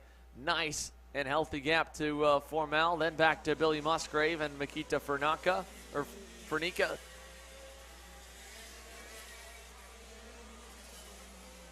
And again, no major changes across. Everyone's kind of spreading out. Formal was a little bit quicker than Myers last time, 2/10 to be exact. But just a lot of searching on the racetrack, searching for grip, trying to find where you can and cannot go with the go-kart. This is one of the wetter parts of the racetrack, is coming out of turn number 5 and 6, but Myers handling that pretty nicely. And into the infield here once again, out of turn number 8. He'll take a look back, monitor the gap to Danny Formal, and sees, you know what, it's growing a little bit more so this time. So Myers feeling pretty good and confident after yesterday's win to try and back that up here today and set himself up with a lot of momentum going into New Orleans for the Superkarts USA Pro Tour and the KZ Magic Kart program that they have put together, and that, of course, won them the championship back in 2021. 4 laps in, 4 to go. Myers, Formal, Musgrave, Fernica, Rule, your top 5. Alan Isambard hasn't really had the pace here in this pre-final that we've seen out of him all weekend. Well, let's go ahead here. We've got one of our juniors down specifically. It has been one of the top juniors all weekend. After some bad luck yesterday, we'll see if we've got some redemption for him. Kendall Hedge ready with Brandon Carr in just a moment as they get set to go right on the air. Let's see if we can bring her on. Kendall? Yesterday, but then had a problem in the final, but now you've qualified second. What are you expecting today in the pre-final? Hopefully just make it to the top spot, just keep calm, keep pushing. Track's a bit wet, but it's drying, so we should be good. So with the track still being a little bit damp, do you think that's going to cause any problems since most people are switching to dries right now? Yeah, it should be good. The people on the wets will just probably get the advantage at the start, but then it's drying really fast, so the slick should come in and be there, hopefully. Okay. Well, good luck today. Thank you. Thank you. Back to you. Thank you, Kendall, here. And we're now logged into this battle between Fernica and Billy Musgrave. As Musgrave's faded, he had an issue that last lap, had a big-time bobble, and the factory car driver finds himself in 4th, while A.J. Myers leads them out of turn number 8. Rob Howden back here in the booth with me. 3 to go. Myers has this one pretty much under control. 1.3 seconds to Danny Formal. Yeah, jumped out quickly into the lead, as you had said. Has the purple lap of 55.085. Unsure what's happening with Musgrave right now as Fernica's gone through, as you said. I know that Billy had an issue with a braking issue yesterday and was going to try to get that dialed in for today. Did put a lot of pressure on Formal throughout the day yesterday, but that's the American-made factory kart, his own design. Again, 4-time Super Nationals winner Billy Musgrave, the factory kart. Those chassis welded in Southern California, and a great program that's going to continue to develop over the next couple of years. Myers and Formal 1-2. A.J. Myers, not surprising, doing A.J. Myers things here in Florida. Xander out front, 54.838. First driver to get into the 54s. Couple laps to go here for the drivers in Pro Shifter. He's just been dominant here. Danny Formal looked like he had pace to challenge him yesterday. I don't think that pace is there right now.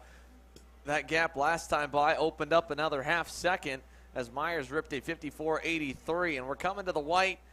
Formal maybe closed a little bit back, but overall, A.J. Myers has this one well under control. And we're not going to get that transition race we hope for. Looking behind us right now here on the grid before I came back to the booth, everybody in the next category in X30 Jr have made that move to the slick tires. So as Xander had kind of figured out, the transition would come during this Pro and Master Shifter race. You can see that dry line developing. There is, of course, some standing water or at least some puddles off the racing line. Otherwise, it's going to be full slick tires for the pre-final for X30 Jr. Be that as it may, Xander, don't go offline. I appreciate you giving me the credit of saying figured out off my dumb guess of when we think we would have it. Listen, there's a dumb guess that you nail like that because it was exactly like you said. It was going to be drying up here for this particular session. So don't sell yourself short on that one. That was a good call. Fair enough here. Well, one driver definitely should not be doing the same as A.J. Myers. Dominant yesterday, dominant here to start today. He wins the pre-final and Pro Shifter. Formal second. Mikita Fernica goes purple final lap, 54.537. Impressive from the PSL Karting Charles Leclerc kart. And then Billy Musgrave in 4th. Annie Rule rounding the top 5. Alan Isambard after that poor start. He really couldn't come back from it. The pace kind of stabilized back in 6th. Then it's Justin Salazar, Calvin Ming, Levi Wosick. And coming to the line here for Masters, Scott Presti will put one over on the provisional champ, Sketchy Barnes in Master Shifter, presented by Hardin Motorsports Group. Even now, I mean, I'm hoping that we get them. Maybe it was just not buying the rain tires. We got a bunch of those Masters back out there with slicks for the final. That's what I think it might have been. Again, we only had 2 of the Masters drivers out there on the racetrack. And a really odd session, right? Because they really were on dry, it's a dry session with wet tires, the end of the rains. And you see guys at the end coming in strong there with Mikita Fernica, essentially getting those wets almost down into slicks, right? Mm-hmm. Burning them off. So it's a really odd kind of session. we'll see what happens when we get back main event racing. Some of the Masters drivers just don't want to bother going out in the wet, which is a shame. Better experience for them to get out there anyways, but hopefully, as you said, we see a full field when we go racing this afternoon with the mains. Yeah, hopefully here. We will see more racing coming our way here. Stands starting to fill up just a little bit as finally some life breathed into this paddock and the sun beginning to shine here in South Florida. It's not nearly as hot as yesterday, but it's a little bit drier than what it was this morning. So we will come back with more racing action, 3 more pre-finals, and then main event time here live. It's the Super Karts USA Winter Series on Kart Chaser. Stick with us, folks. X30 Jr is up next.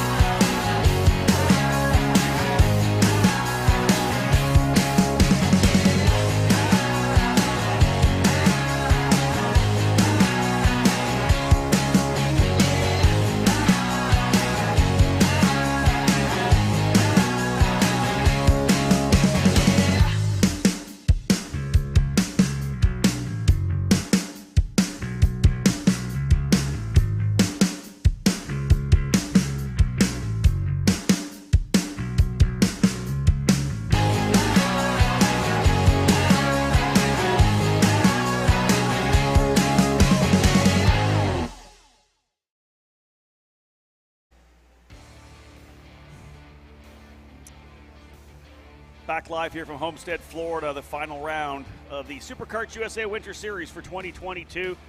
Qualifying done, as those of you who have tuned in here on Kart Chaser, was a wet morning. We had the rain come in here. It has now dried off.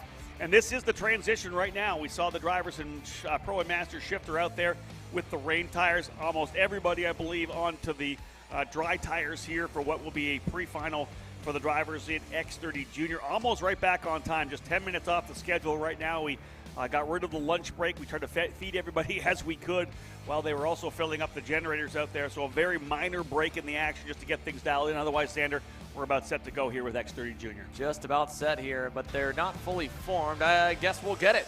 Green flag, the back of the field was kind of lagging back, and we're green. Sebastian Weldon leads them down to turn number 2. I was kind of cut off by the call because I wasn't sure if we were going to get the green flag. You could still have drivers coming through turn 1 right now, but that's on them for not being close enough as, Gaffera is wide in 3. Way wide for Caleb Gaffera. Here comes the field. He gets back in line. Couple more off. There's chaos all over. Gaffera, I think, was on the outside. Realized he was going to have to go on the escape route.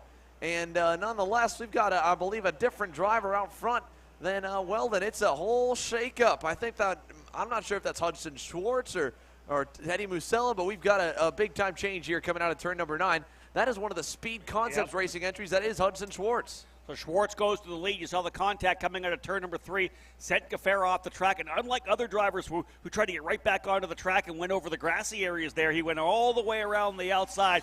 We'll see where Gaffera resets. And I think maybe a better idea for Gaffera, P6. Who didn't fall outside the top 10 despite getting shuffled off the racetrack. Gaffera into 6th position. Hudson Schwartz over Brandon Carr and Teddy Musella after lap number 1. And Musella just on screen had dropped a tire. Now he's going to get punted, and around goes the leader. That is Hudson Schwartz that goes wide in turn number 3. More chaos here in the first race on slicks, and he went fully around. Or no, was that Ingrata that's got around in 4? I mean, there is just chaos all over still, and it's that tricky section coming out of turn number 3. They're on the limit. Must be still a bit of water more so there than everywhere else through the center apex of that corner. But now it is Brandon Carr who has cycled to the lead, and we'll confirm who we have behind him. But what a heartbreaker for Hudson Schwartz right as he was starting to get some airtime, and deservedly so. There's Weldon. Musella goes wide for third. He's under fire as they go for one. Yeah, Teddy Musella didn't get the cart down to the apex at turn number 12 and got himself up on the exit curbing, and that I believe allowed Alex Mercado to start to put some pressure on moving forward. Gaffera gets another spot there. He's back to P5, but out front and handling things nicely right now is, as Xander had said, Brandon Carr on the Bennick number 730. He is the leader. 1.2 seconds last time by. Another driver off over there further That back. was Cooper Beasley, I believe, there on the Motorsport Edge. You look at this pass by Christian Miles back on Gaffera. Yeah.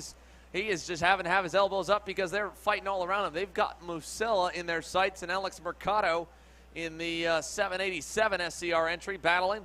Miles puts Musella on the curb, gets clear. What a shot again through 10 and 11.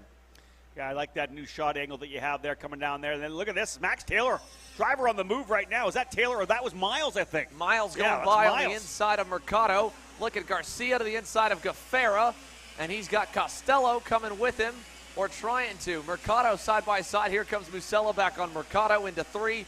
All the while, this guy out front, Brandon Carr, is loving it. He leads. Weldon with a big gap. Now Miles with a one of his own, and Mercado is wide. Mercado drops the wheel, and that puts Teddy Musella through, Garcia through, Costello. Here comes Max Garcia. What a drive forward. Christian Miles up 14 spots to third. Garcia is going to be up about 5 into the top 5 now, getting by Musella. Gaffera still fighting hard here out of turn number 8. That's with Michael Costello. He clears himself into 9 and goes a little wide and a little contact. Hip check from Caleb G. And he gets back by on Costello. Yeah, Costello opened the door there mid-corner, and he just drove it to the bottom. I don't think that Gaffera was going to go for it, but it was wide open. As I think, there's a contact there. Oh, and that's going to hurt him himself.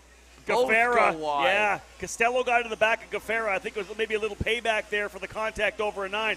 And the driver who actually paid for that one was the one that was delivering the punishment, and that was Costello. He falls back and loses another spot. It looks to me like a driver slipping through. And I will say this, interestingly, Xander, it's the first time you and I have called any races with this Lando Norris card. At least it is for me. So to pick it up, I'm having trouble figuring out who all these guys are. And again, off again goes Costello over in turn number 3. Yeah, we're trying to keep an eye on who has moved over, because there are a number of the big names that we're used to seeing in different colors on that package. Back behind them here is one driver who has had a rough go this weekend, Aiden Ingrata, especially today. I mean, he is buried back in the teens. Currently in a fight right now with Leonardo Scorpioni, and one of the Motorsport drivers is there's Julian DaCosta now applying pressure to Gaffera, as Gaffera has gone back by him after getting punted wide in 12, and now he's wide again. And I don't know if that was off the contact, but if it was, that was slight. Yeah, I don't think so. I think that was just Gaffera maybe a little too deep into the corner. Looked like the cart pushed out a bit, and then when he got up on, remember we're not talking rain tires on that the wet painted area now. It is actually the slicks on the wet painted area. You get up on that curb, and we saw it out in turn number 3. Guys have gone off. You get out of there in turn number 12 as well. It's hard to roll that power back down when you're up on top of the painted curbing. So as they come out of turn number 4 here, there's a wide shot of your pack. We've got eyes on Michael Costello. He is somehow, through all the chaos, only back to 9th. In fact, he's ahead of 1, I believe, ahead of Max Taylor potentially. No, he looks like he's ahead of Gaffera again. I don't know what happened to Gaffera here this lap. There's Musella, now Costello behind them, battling into 9 and 10. He gets, or was trying to get on Julian DaCosta. So I think DaCosta and Gaffera went at it just off screen. So coming across the line here right now, 2 to go as they come by. Look at this slide job into the corner, 3 wide, no forward bite out of the corner, off track, inside the track. Wow. Chaos, and again, this is all way behind the leaders. We'll try and slowly, as we watch this battle between Alex Mercado on the Speed Concepts Red Speed, Michael Costello in the Bennick, and then the RPM Tony card is Julian DaCosta. Brandon Carr coming out of 9. He's had no idea the chaos going on behind him. He has made this one look pretty simple. 1.3 seconds the gap. White flag coming this time for the Bennick driver, Brandon Carr, headed down the front straightaway to turn number 1. Then it's Sebastian Weldon on the Lando Norris JC Karting team entry. Then Christian Miles and Max Garcia, who are both about a half second faster than the leaders. There's Miles headed down the back to 2 and 3, and here is Brandon Carr coming through. So we'll watch them through 4. Brandon Carr, half a lap to go, Rob. It's been so hard to call because there is so much going on all over this racetrack right now. A lot more action than we would normally have in a pre-final. These guys are really dicing it up, and we said early, you get offline, you can find yourself in trouble here. Our first session on slick tires after being rain all morning. Brandon Carr taking it a full advantage of it, over a second the advantage over Weldon. Weldon digging in, though, trying to close up in that JC karting entry. Garcia turned purple lap last time by, but again, no one has anything for Brandon Carr here at the end. He'll roll onto the front straightaway and will secure the pole position for the main event. Brandon Carr with the win of her 8-lapper. Weldon closes it down to less than a half a second as he went purple. Then Garcia goes another purple lap as he puts the pressure on. Carr ends up with the win, less than half a second, as I said, point 4.81. The margin between first and second. Christian Miles in third, Max Garcia fourth. Fifth was Costello, somehow scrapping his way back up to a top 5. Julian DaCosta ends up in sixth. Teddy Musella in seventh. Cooper Beasley eighth. Alex Mercado ninth. And Caleb Gaffera got, I don't know what happened to Caleb. He was up front at one point, got himself into a scrap all the way back into the 10th position. So the KA100 Junior unofficial champion not having as good a time of it here in X30 Junior. He finishes 10th, but the guy up front, clean racetrack up front, was making no mistakes whatsoever. The Bennick driver, Brandon Carr, scoring the win in the pole for the main. Yeah, nice run for Brandon Carr. Again, clean. And we look at some of the other drivers who kind of faded back there earlier, had issues early on, had to come back through. I mean, there was so much chaos. First of all, Alex Mercado got knocked wide. Cooper Beasley up 22 positions, and he was in the dirt, I believe, in lap number 1 to 8th. Escorpione picks up a couple. Ethan Goulart, Cameron Brinkman, the Lando Norris, Mike Doty racing entries pick up from the back of the field to go to 16th and 17th. Unfortunate for Ernesto Rivera. Again, he had that great run in the KA Jr Pre Final. He ends up losing 17th, so I think one of the casualties early on. And, of course, Hudson Schwartz, your leader for about all of maybe half a lap, ends up with a DNF in 37th, which you hate to see. So X30 Jr presented by Speed Lab Racing Engines is wrapped up. We're going to come back with 2 more pre-finals here. X30 Master coming your way after this.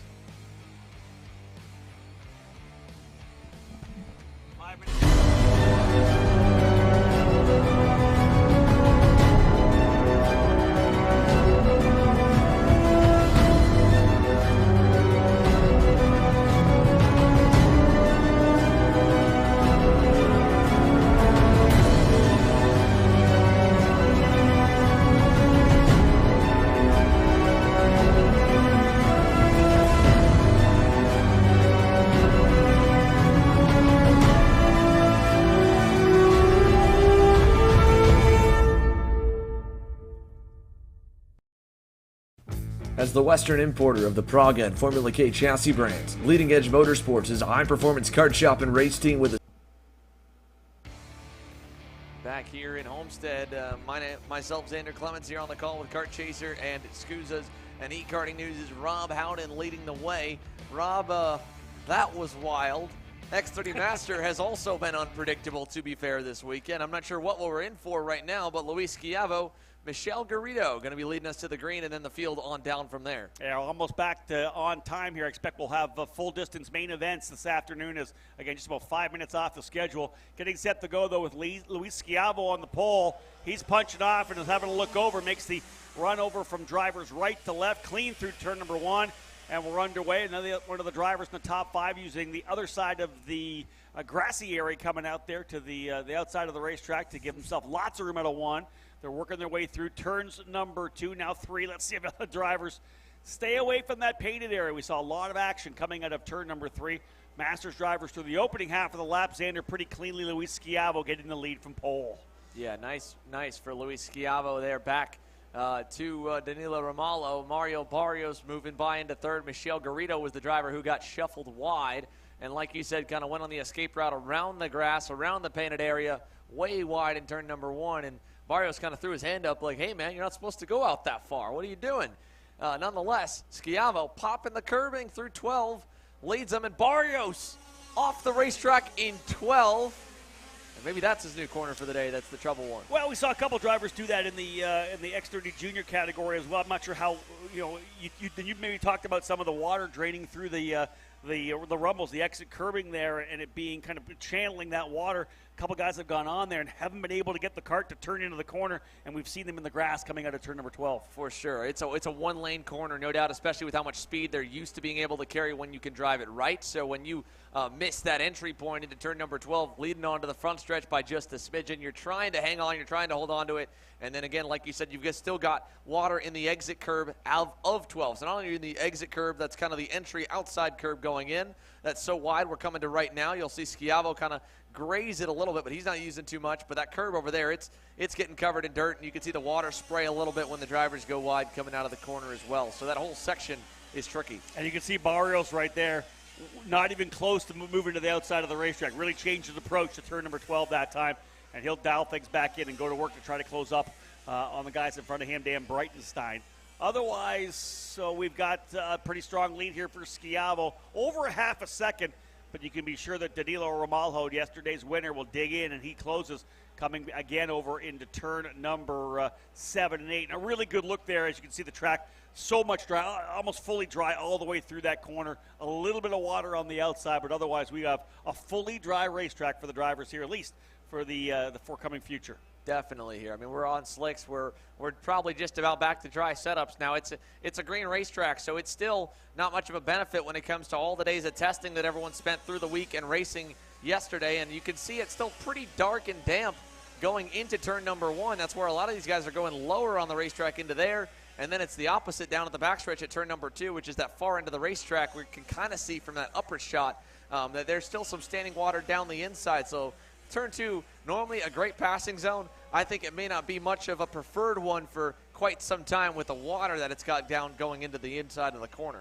Yeah, the track definitely has its own characteristics now with where it has dried. As Xander said, turn 1 and turn 2, two of the primary passing opportunities here are running in this particular direction at Homestead, not available to the racers as of yet. And again, we'll see how it continues. And Schiavo finding his way around, negotiating his way, navigating his way out front and stretching that curb, stretching that lead a little bit. You see that curb run there for Ramalho coming through 12, got a ton of the right rear up on the curb, using every bit of the racetrack to get himself around turn number 12. Doing everything he can there to try and dig because Luis Schiavo just keeps turning it up. Last time by, lap 4, halfway, purple lap time, 51.822, put 4/10 on Ramalho. So Schiavo determined to kind of pick it up from yesterday and continue to close the lap times down and open the margin up.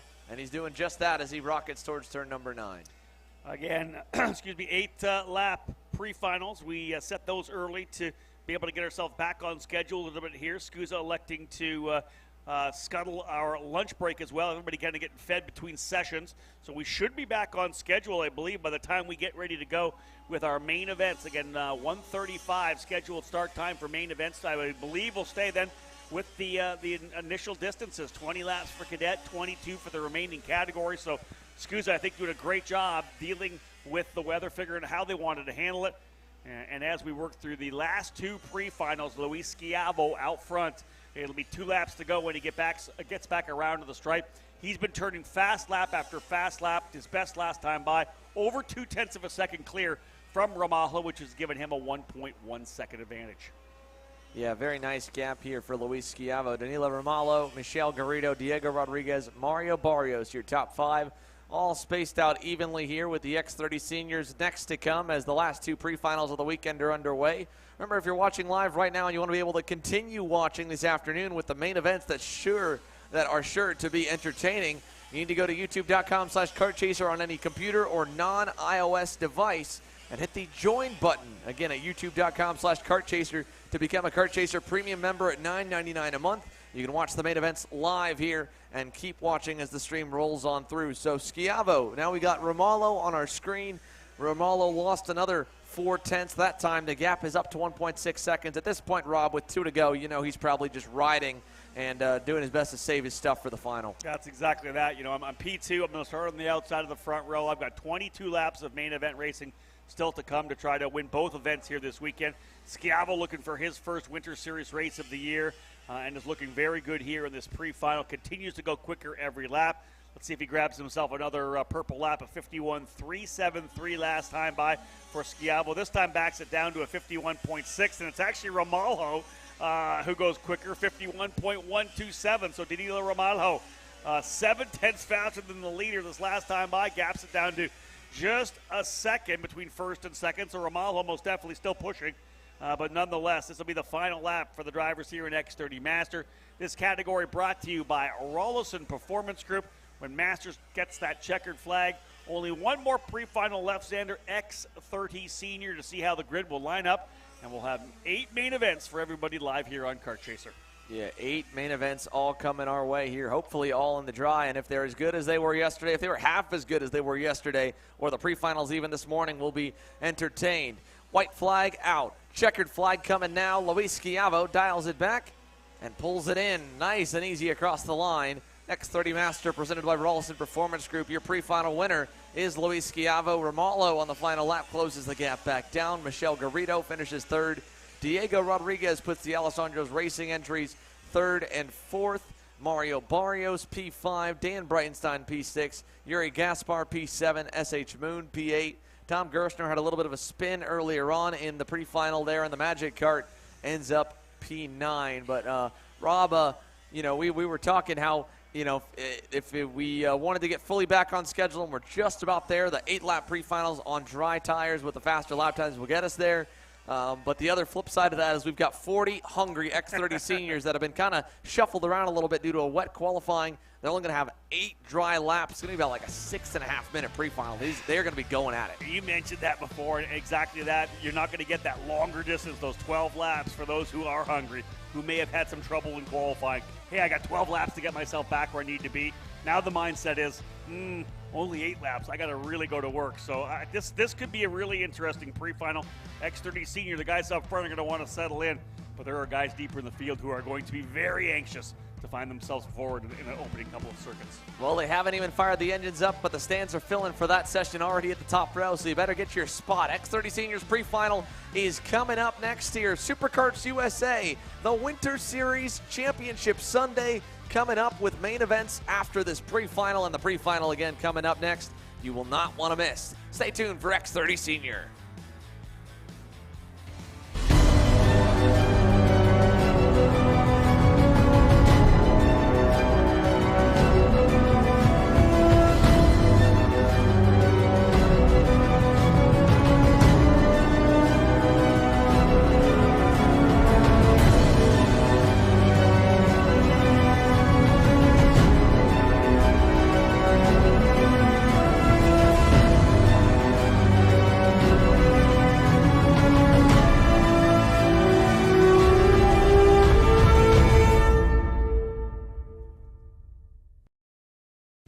As the Western importer of the Praga and Formula K chassis brands, Leading Edge Motorsports is a high-performance kart shop and race team with a simple mission: teach others the joy of high-performance driving, supply our customers with the highest quality products and services, and most of all, win races.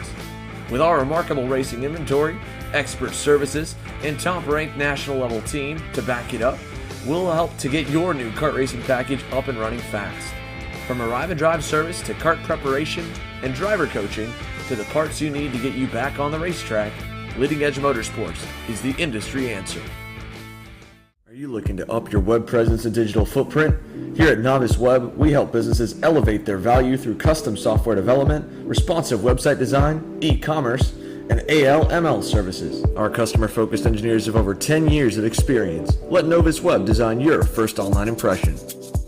Overdrive Motorsports is more than just another full-service kart shop. Beyond our excellent service and more than 20 years of experience, we also offer a number of aftermarket parts and upgrades, such as our own proprietary pedal kit and the only aftermarket rock shifter mount in North America. Check us out online at odkarts.com.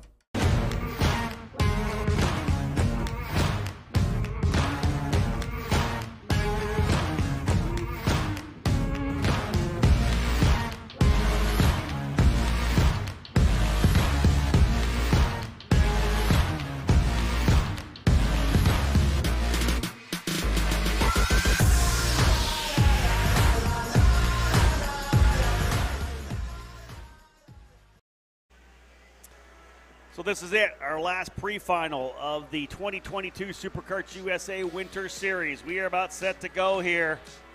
X30 Sr onto the racetrack. We have 7 of our 8 main event grids locked and loaded. Time to wrap things up before we head into the finals of Championship Sunday. X30 Seniors, and they're getting set to go. And look at the driver who will start on the pole position. And just look at this front row. Marian Kremers, Ryan Norberg. Feels like 2017 all over again. Two of the best. We've got 2 of the best here, Yeah. 2 former teammates. Marian Kremers, of course, newly signed PSL karting factory driver here for the year. Ryan Norberg, the leading man in Rollison Performance Group. They make up the front row. Championship point leader, unofficial champion, provisional champion, I guess the better wording for it. Mateus Morgado rolls off third. Carson Morgan for it. Diego Ramos, Thomas Naveau. Here we go, Rob, turn 1. Field set. We are green, green, green. A little bit of water down to the inside. Let's see if those drivers clean and green through. No, a couple of guys together. 2 drivers spinning on the outside. They're locked up as well. So 2 drivers together coming out of turn number 1. The rest of them streaming their way down into 2 and 3. Kremers jumps out to the early lead. Morgado takes advantage of the inside row 2 starting spot. He'll slot himself into second as Ryan Norberg doing what he can do. Yeah, he goes into, I believe, No, he actually is able to get back by. Well done for Norberg. And look at him going to work here, potentially thinking about the lead. Kremers holding that spot. They're snaking their way down to turn number 9 out of 8. Kremers is the leader, uses a bit of the exit curb. Look at Norberg, left to right, almost like he's trying to hold Diego Ramos back a little bit, making him unsure of what Norberg's going to do. Oh, and Kremers is wide. Kremers tried to use the curb on the outside, and he dropped a tire in there. 2 and 3 abreast into 1.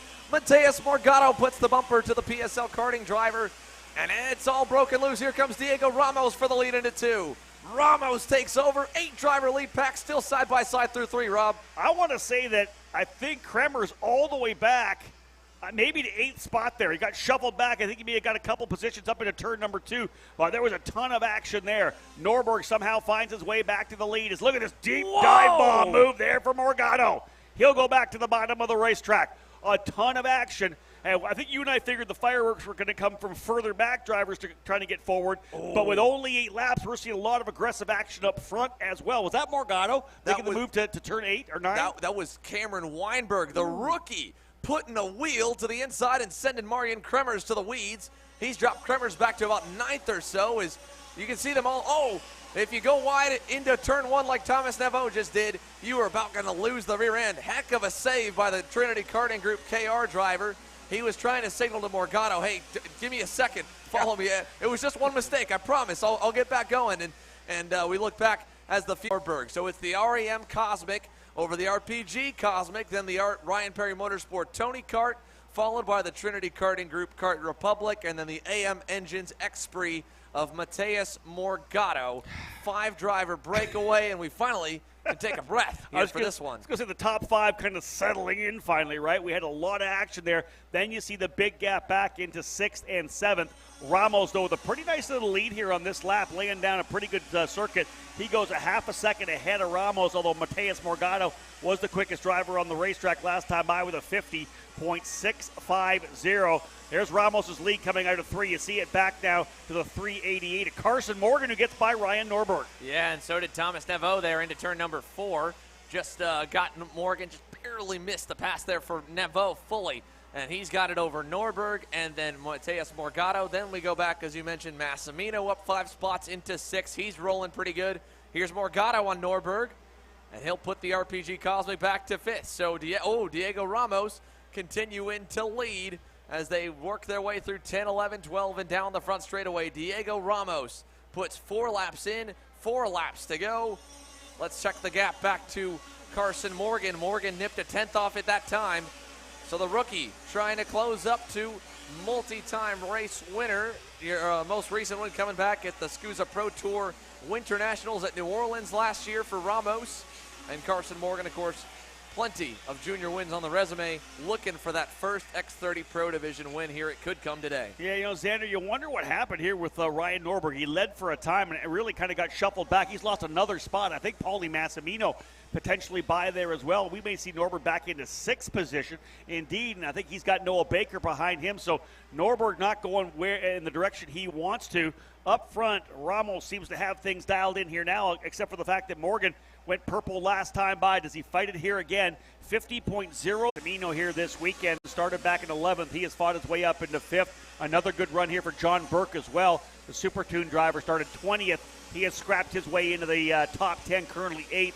That's more of, I think, what Xander and I were figuring we'd see. Some craziness further back. Got drivers trying to work their way forward. And again, good job for John Burke into the top 10. You can attack from there. One driver's out of the race right now, Marian Kremers. Xander, did you happen to see it? I know we've picked it up on live timing, but Kremers out. He's going to start 32nd in the main event. Oh, man, he was just getting beaten up left and right. Couldn't stop getting sucker punched, it seemed. As the white flag flies here, Ramos over Morgan. Still about 5 car lengths back for him, maybe half a second at the stripe. So, yeah, unfortunate for Marian Kremers. Pole award in qualifying, and now a 33rd unofficial results here in the pre-final. A lot of work to do, and obviously without the chance of a red flag or a miracle start, which either one's possible. That's here. True. Anything's possible. It would be really hard to get him back into podium contention like he was yesterday. For this guy, though, it's looking pretty good. Yeah, Diego Ramos has got to be really pleased with how things shook down here. He was challenged a bit early, was able to get himself out front, and has turned very consecutive strong laps. Again, his best lap was the last one. I would assume he'll do the same thing here to complete lap number 8.